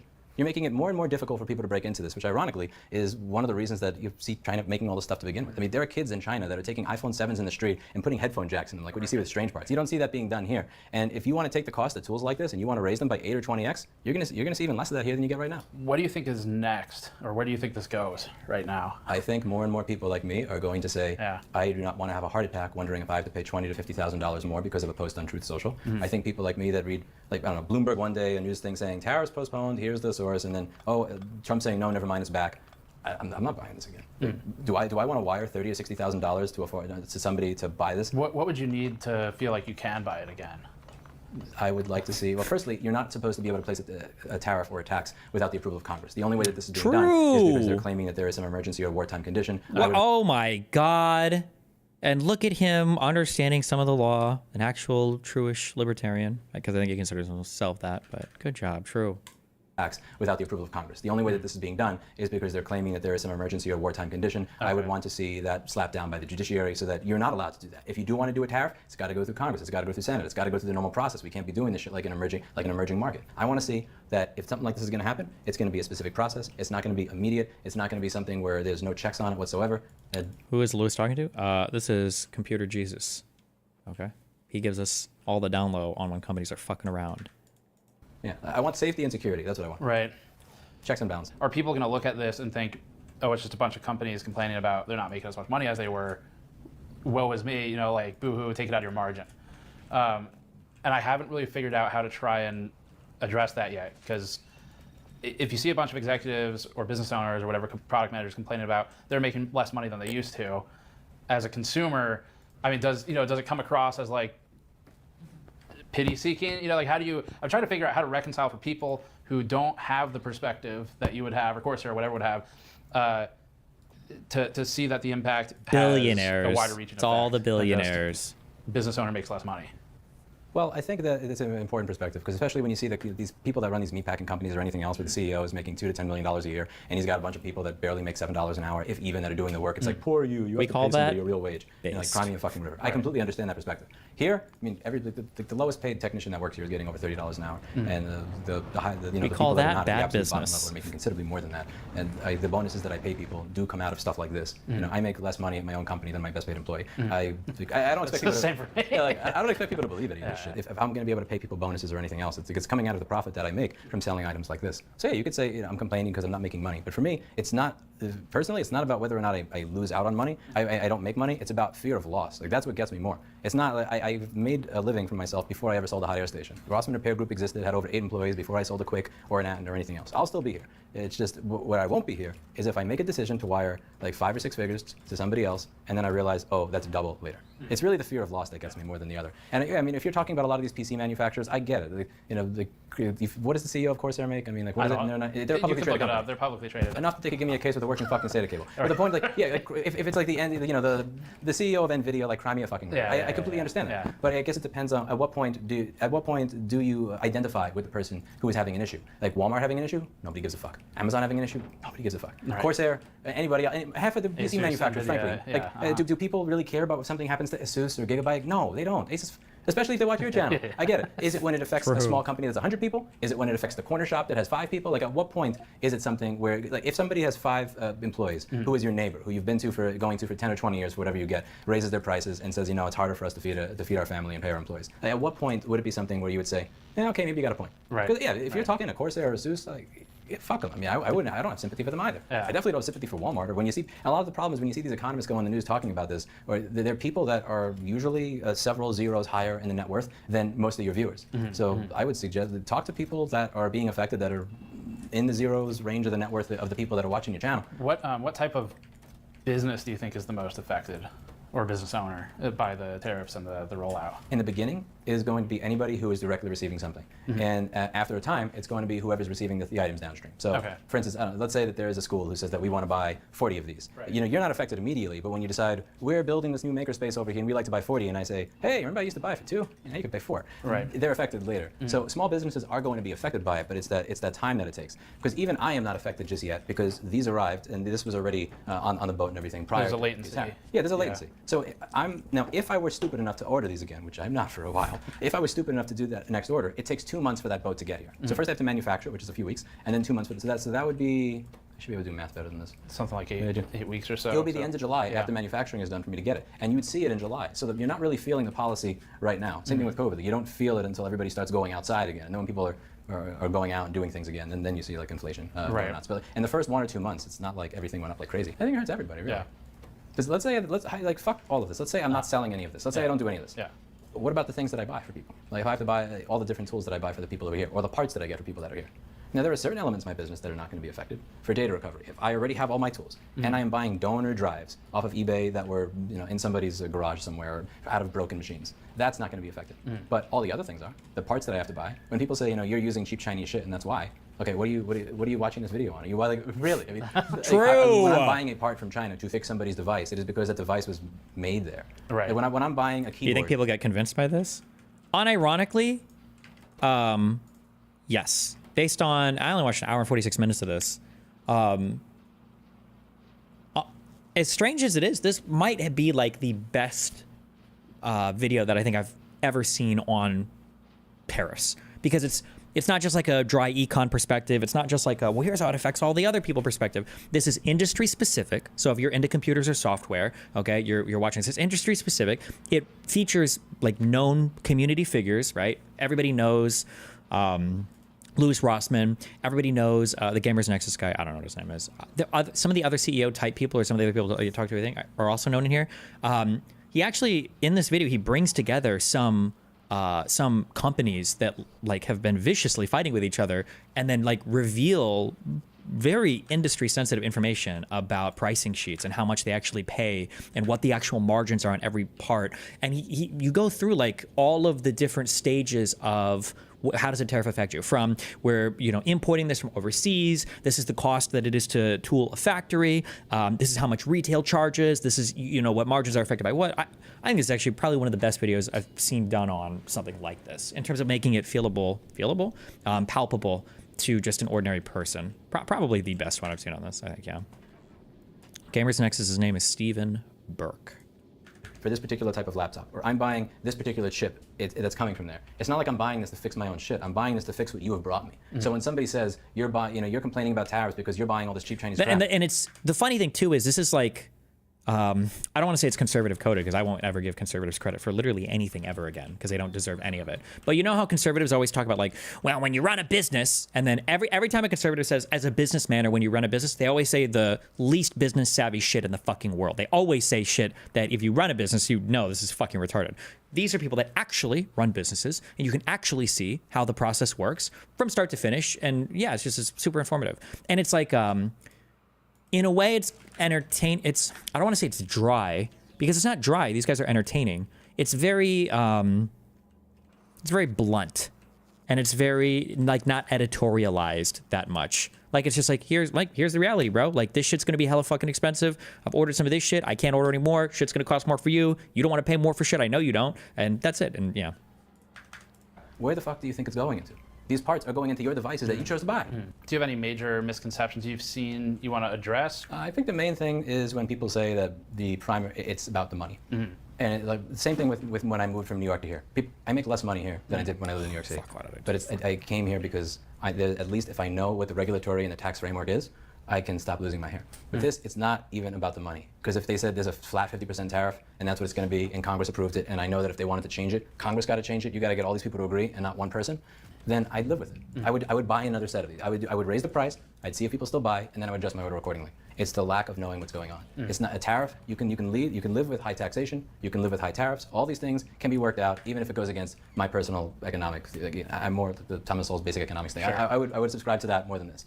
But even if I disagree with what you're doing, as a business owner, I could accept it and work within it if there was a framework of rules that I knew. It's not about the fact that I'm losing money. It's about the fact that I cannot do business in this environment, because I would lose infinitely more here doing this than I was even dealing with New York. Right. So have Congress create tariffs. You can't create an emergency that doesn't exist, or a war, any of this type of stuff, and then use that as a false pretense to be able to write tariffs. Like, follow the Constitution, follow the law. Fair enough. I mean, honestly, Hot take. No, but like if it's New York City that is fucking me over, Yeah.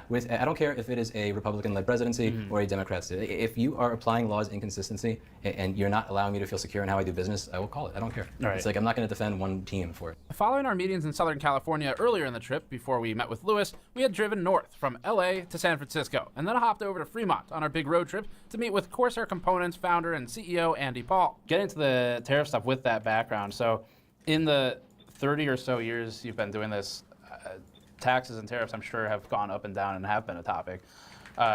Is this situation unique? Quick warning, this guy, when he speaks, he is very plainly British, so. Last couple of weeks? Yeah, so unique for many reasons, I'd say.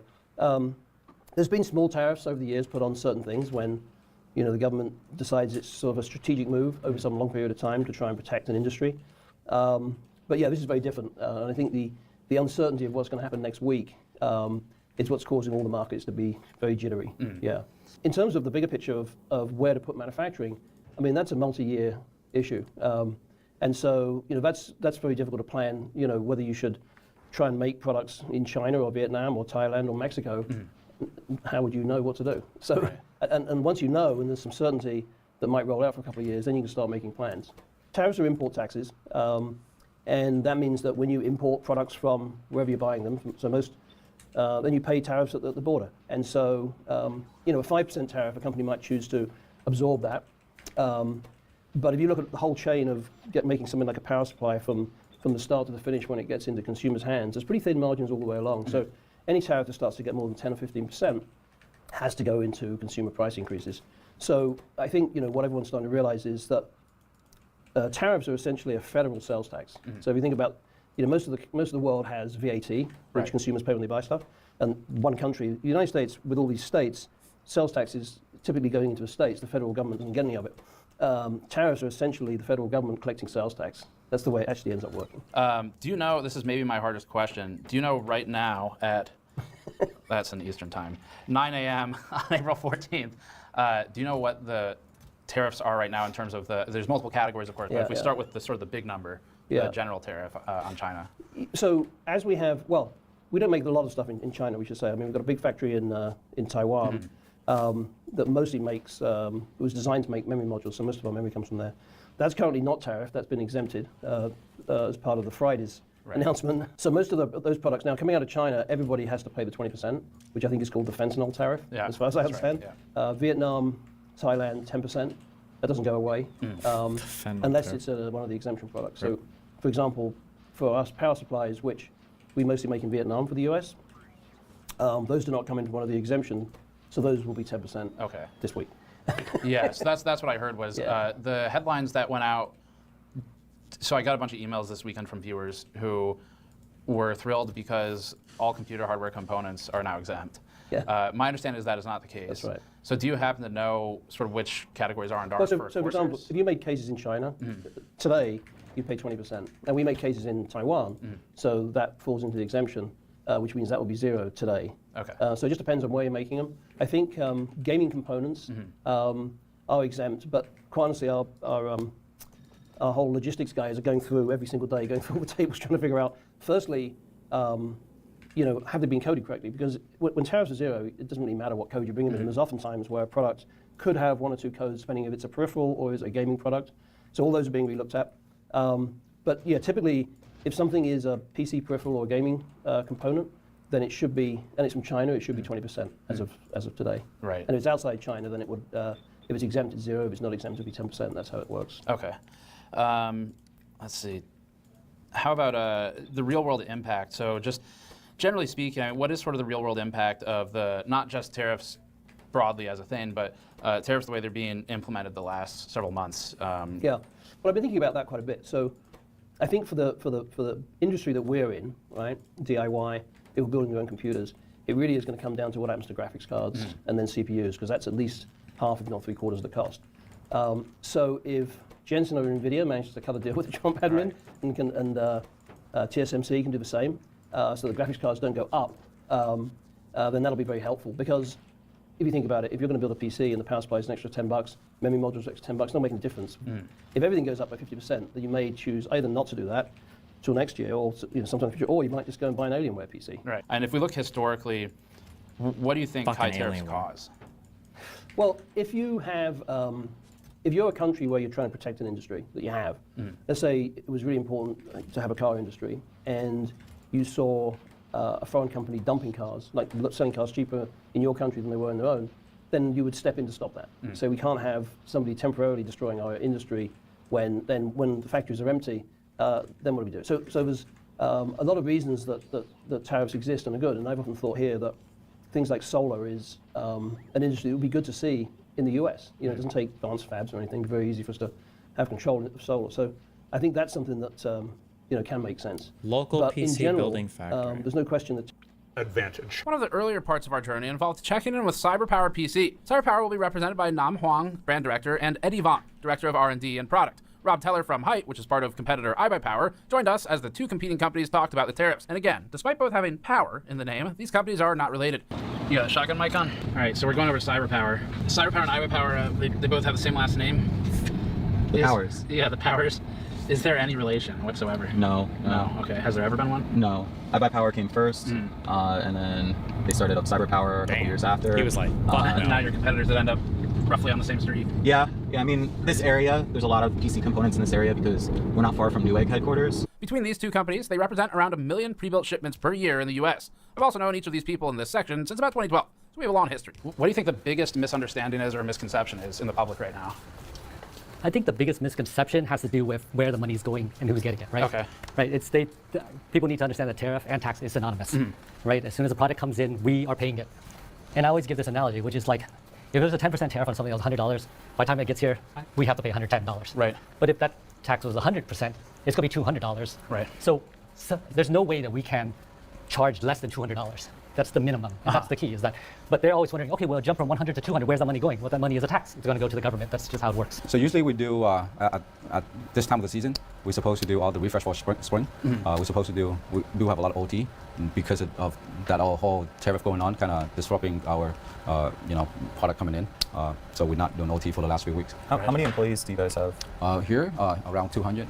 Wow, 200 employees. Is all your assembly in this building, or you have? No, we have multiple buildings. Okay. In the United States? Yes. All in of the it's US. In the United States. Different, we have 4 different factory sites for building. Yeah. But this is where we build all the custom builds. So where are they spread out? So you've got, this is the city They're of spread out industry. throughout city of industry and Ontario and other places, but they're basically focused on different products and vendors. Yes. Okay.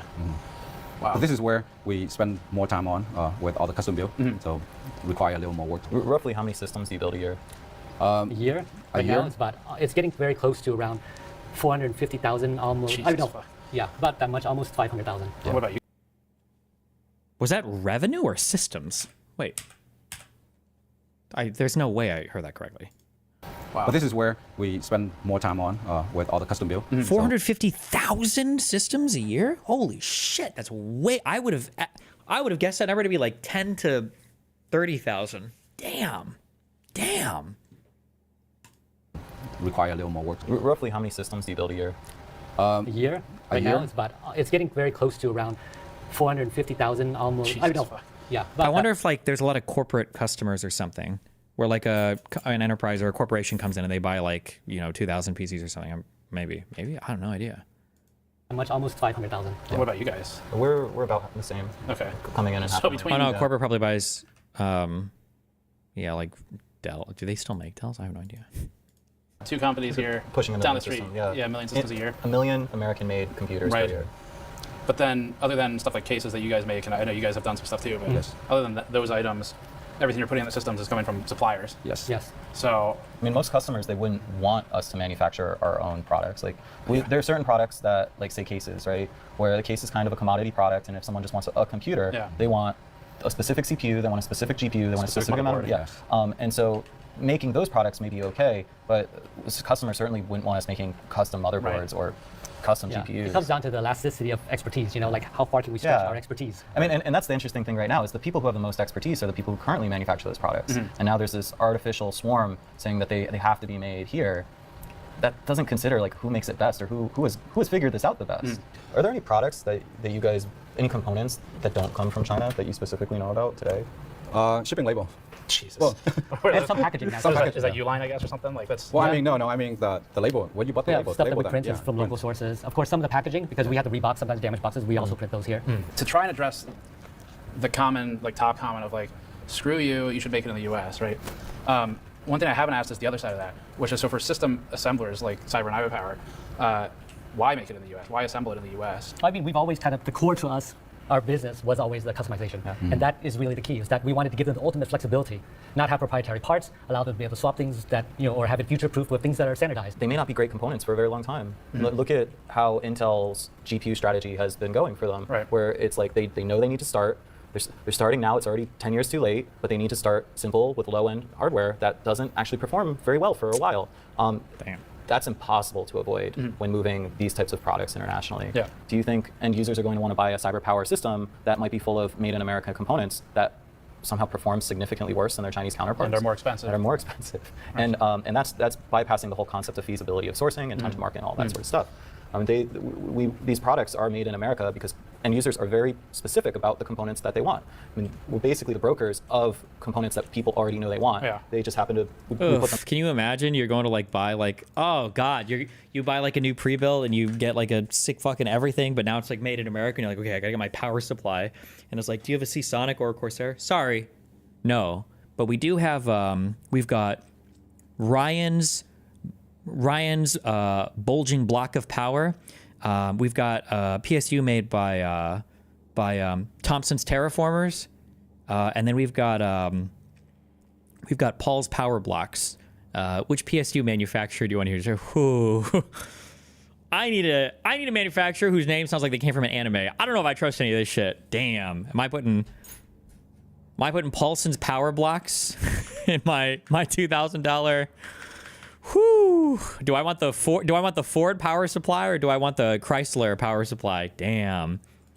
Them into final systems. We have to think about the whole supply chain, who's it affecting? The vendors we work with, manufacturers, we have to talk to retailers, then we have to negotiate pricing because the retailers want a price, manufacturers want to sell us a price, and we kind of become mediators working it out to say, okay, well, what can we do to make this affordable for Americans, And then we usually work this out and we move on. But this time, the problem is, with it changing constantly, everybody's wondering, like, well, what's going to happen tomorrow? What's going to happen next week? Should I invest now? Too much? Too little? Am I going to be in a hole later because I regret this?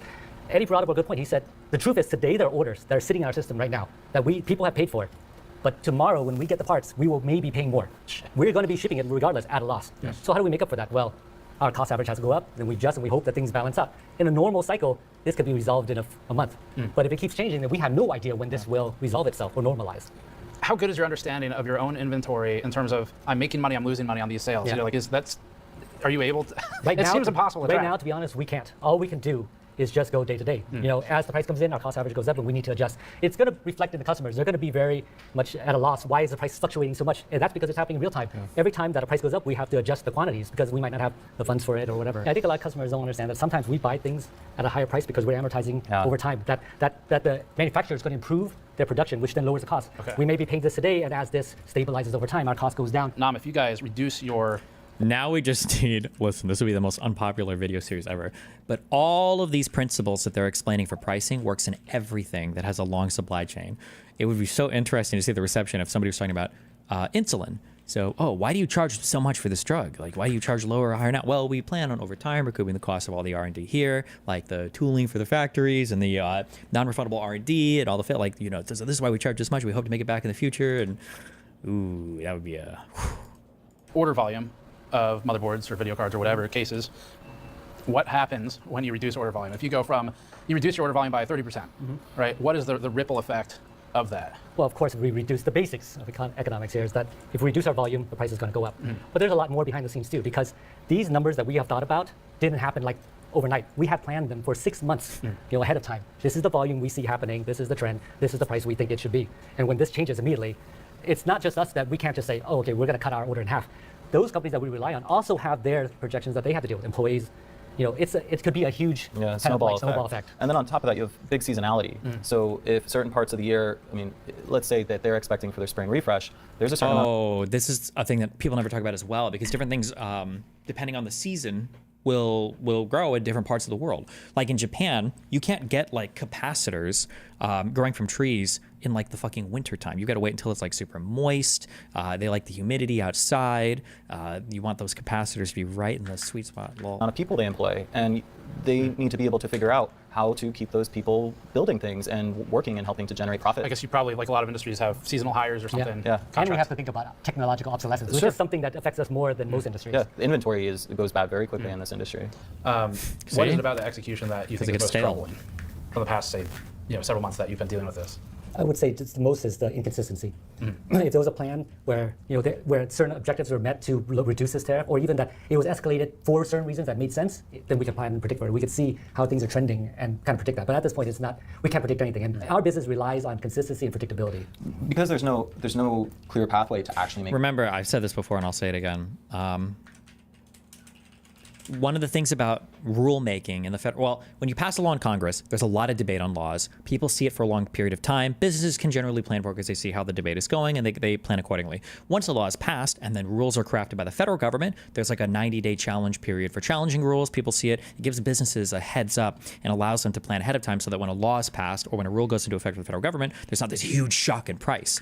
For executive orders, for kings, for dictators, it's so crazy because in real time, it's so, in a super ironic way, you can actually see the difference between a command economy, like a socialist economy, versus a free market economy play out in real time, right? Free markets, capitalist economies don't generally have famines, as much as that triggers people to say it. What actually happens is command economies that try to allocate resources irresponsive or irrespective of market forces or with central governments or bodies, like it's fucked. It's very difficult for people to adjust ahead of time. There's so much, like all of this confusion and craziness, all of this is inherent to any like command style economy. But for free market, people can determine like where does the capital go, who do I supply from instead, how can I change my pricings to customers, how can I change which parts I'm using, like you have more time to adapt, and everybody's like making these decisions organically in the economy, all these moving parts at different points in time.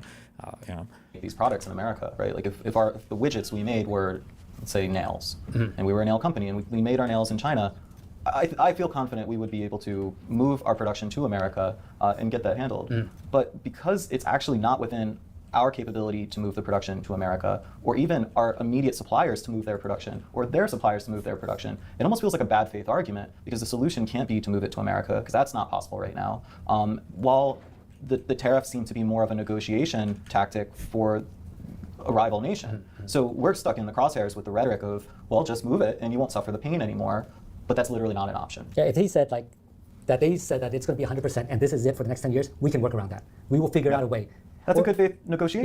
Yeah, but the fact that you're asking manufacturers to bring it to America, but they have to consider the cost. They're going to have to invest in it, and they don't want to invest if something's going to change. And the reality is, if we continue to import and sell products at the rate that we will have run out of money within 2 weeks. So forget the let's pull ourselves up by the bootstraps and invest here locally. No, there's no money to do that. Right.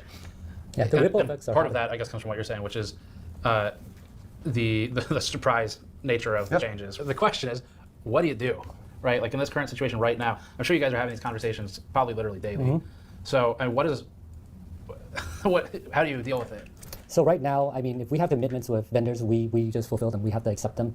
We try to work as much as we can to remove the burden from the consumer. We work with the manufacturers, we work with the retailers. We're asking everybody to put in their part. What can you take out? What can you take out? How can we bring this down as much as possible? That's what we've been doing. But at the end of the day, there will be a point where we'll be like, this is the most we can take out. And this is the price it's going to be now. And then we have to wait and see, will the market bear this price? The biggest worry that we have is not to be like, apocalyptic, but there is this potential of a collapse. Like what if everybody decides this is priced too high? Nobody wants to buy it. Everybody decides we're going to wait. How long are they going to wait? How long do the manufacturers have to wait? Everything starts to halt. And I want to point out some irony here. We shared with you our costs and the tariff fees. And right now our solution is we're not shipping into the United States, and we're depending on other regions to be able to move forward. CyberPower manufactures their products here in America. They don't have other regions to do that. I see where the irony is going. So at a certain point, we may not collapse because we're able to sell internationally, but CyberPower is effectively an American-based company. Primarily in the U.S., I guess. Yes. And what % of your business is in the U.S. in terms of purchases, I guess, or orders, whatever? About like 80%. Wow. Okay. Wow. Or more. All right. Yeah. Possibly more. It would be close to 80 to 90%. Do you think this kills some American companies? Not necessarily anyone's here at this table, Sure. but this is like a high-stress event. This will kill some people. But picking up the novel, The Jungle, and that kind of like worry where like, is money going to be here tomorrow? I need to start saving. And if they start saving, they're not spending this. We are right on everybody's arguing, is it inflation, is it recession, or is stagflation, which may be even worse, somewhere in between, right? Next, we'll check in with Darren Su, who began his business in 1997 and formally co-founded iBuyPower in California around 1999. It also owns Height, which is a separate entity run largely by Jeff and Rob from earlier. Darren will be joined by Kevin Chiang, who manages purchasing. Yeah, starting in the 90s, in all those years, can you remember any situation like this? No, nothing like this, never. We've been through Y2K, financial crisis, Bitcoin crisis, COVID, now this tariff. It's unprecedented, daily changes, right? It's definitely different. Now it's almost on not even daily basis, on hourly basis. What is latest, right? Because we have so many containers on the way here. How would we combat? How do we stop ordering, continue ordering? What countries coming out, which we never encountered before?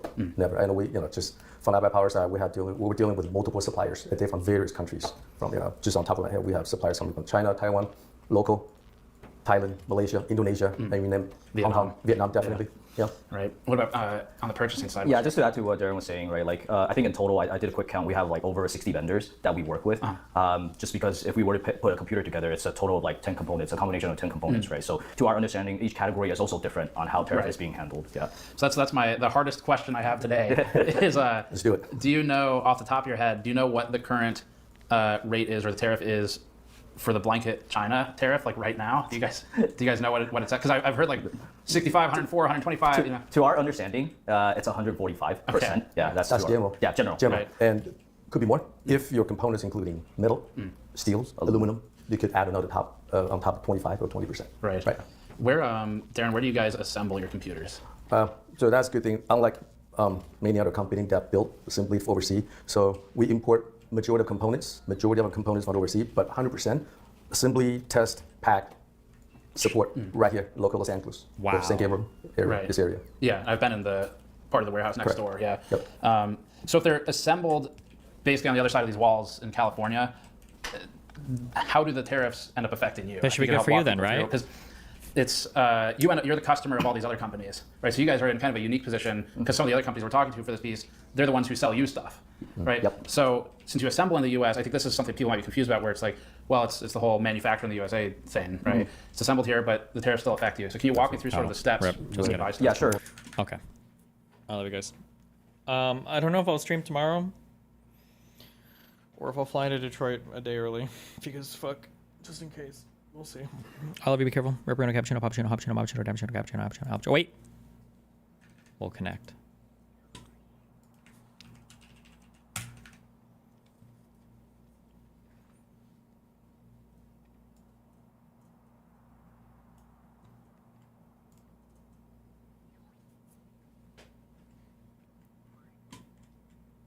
The fuck?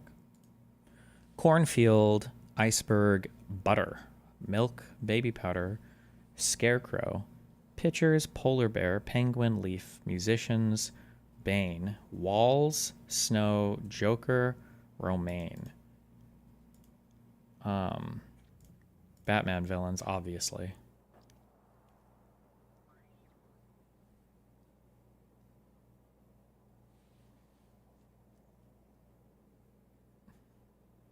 Things that are white and cold. Polar bear, iceberg, snow, and milk? No. Okay. Iceberg, snow, milk, iceberg, and baby powder? Walls, butter, romaine, pictures. Oh no. Get rid of the polar bear. Oh no.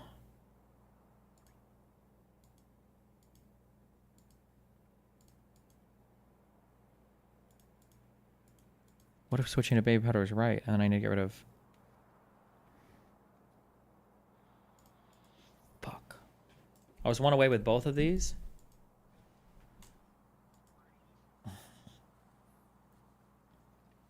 Fuck. I'm fucked. Iceberg, snow. I'm fucked.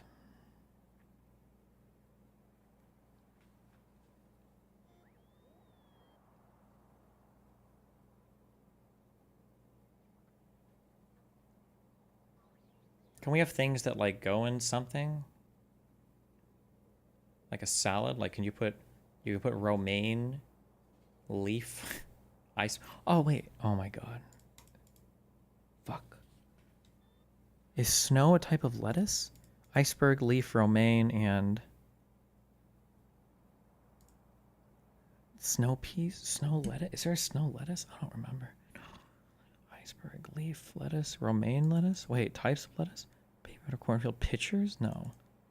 Right. Polar bear, musicians, butter? All snow. Milk? No. Fuck me. Fuck! God damn it. Cornfield, pitchers? A pitcher?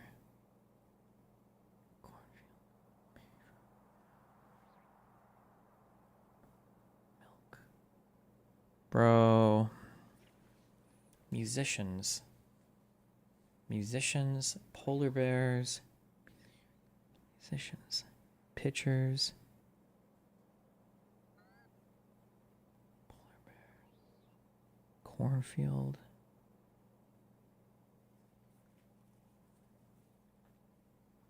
Milk walls.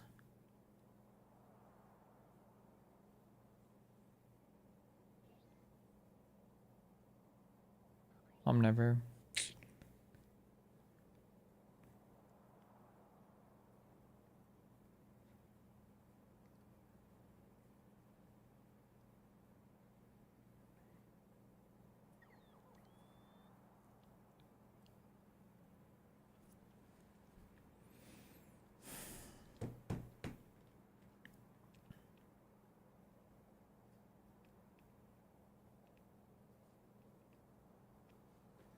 Fuck.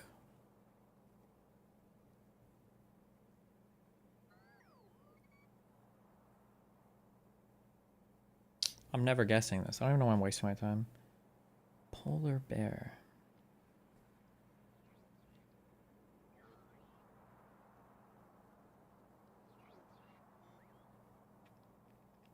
I'm gonna hate myself when I see what this is. God damn it. This is not it. Fuck me. What is this? Butter lettuce? I've never even heard of it before. What? Things that are white. Really? It was that easy? Baby powder, milk, polar bear, and snow. That would be... That's harder than Batman villains? What? Oh my god. They have literal and idiomatic ears. An ear of corn. A musician's ear. Pitcher's ear. The walls have ears? I thought it was... Okay. Gee, fuck me. Okay. All right. Reparino, cappuccino, pappuccino, hoppuccino, moppuccino, cappuccino, cappuccino, appuccino, my dude. Catch you guys next. Stream right now. Be careful. Don't die.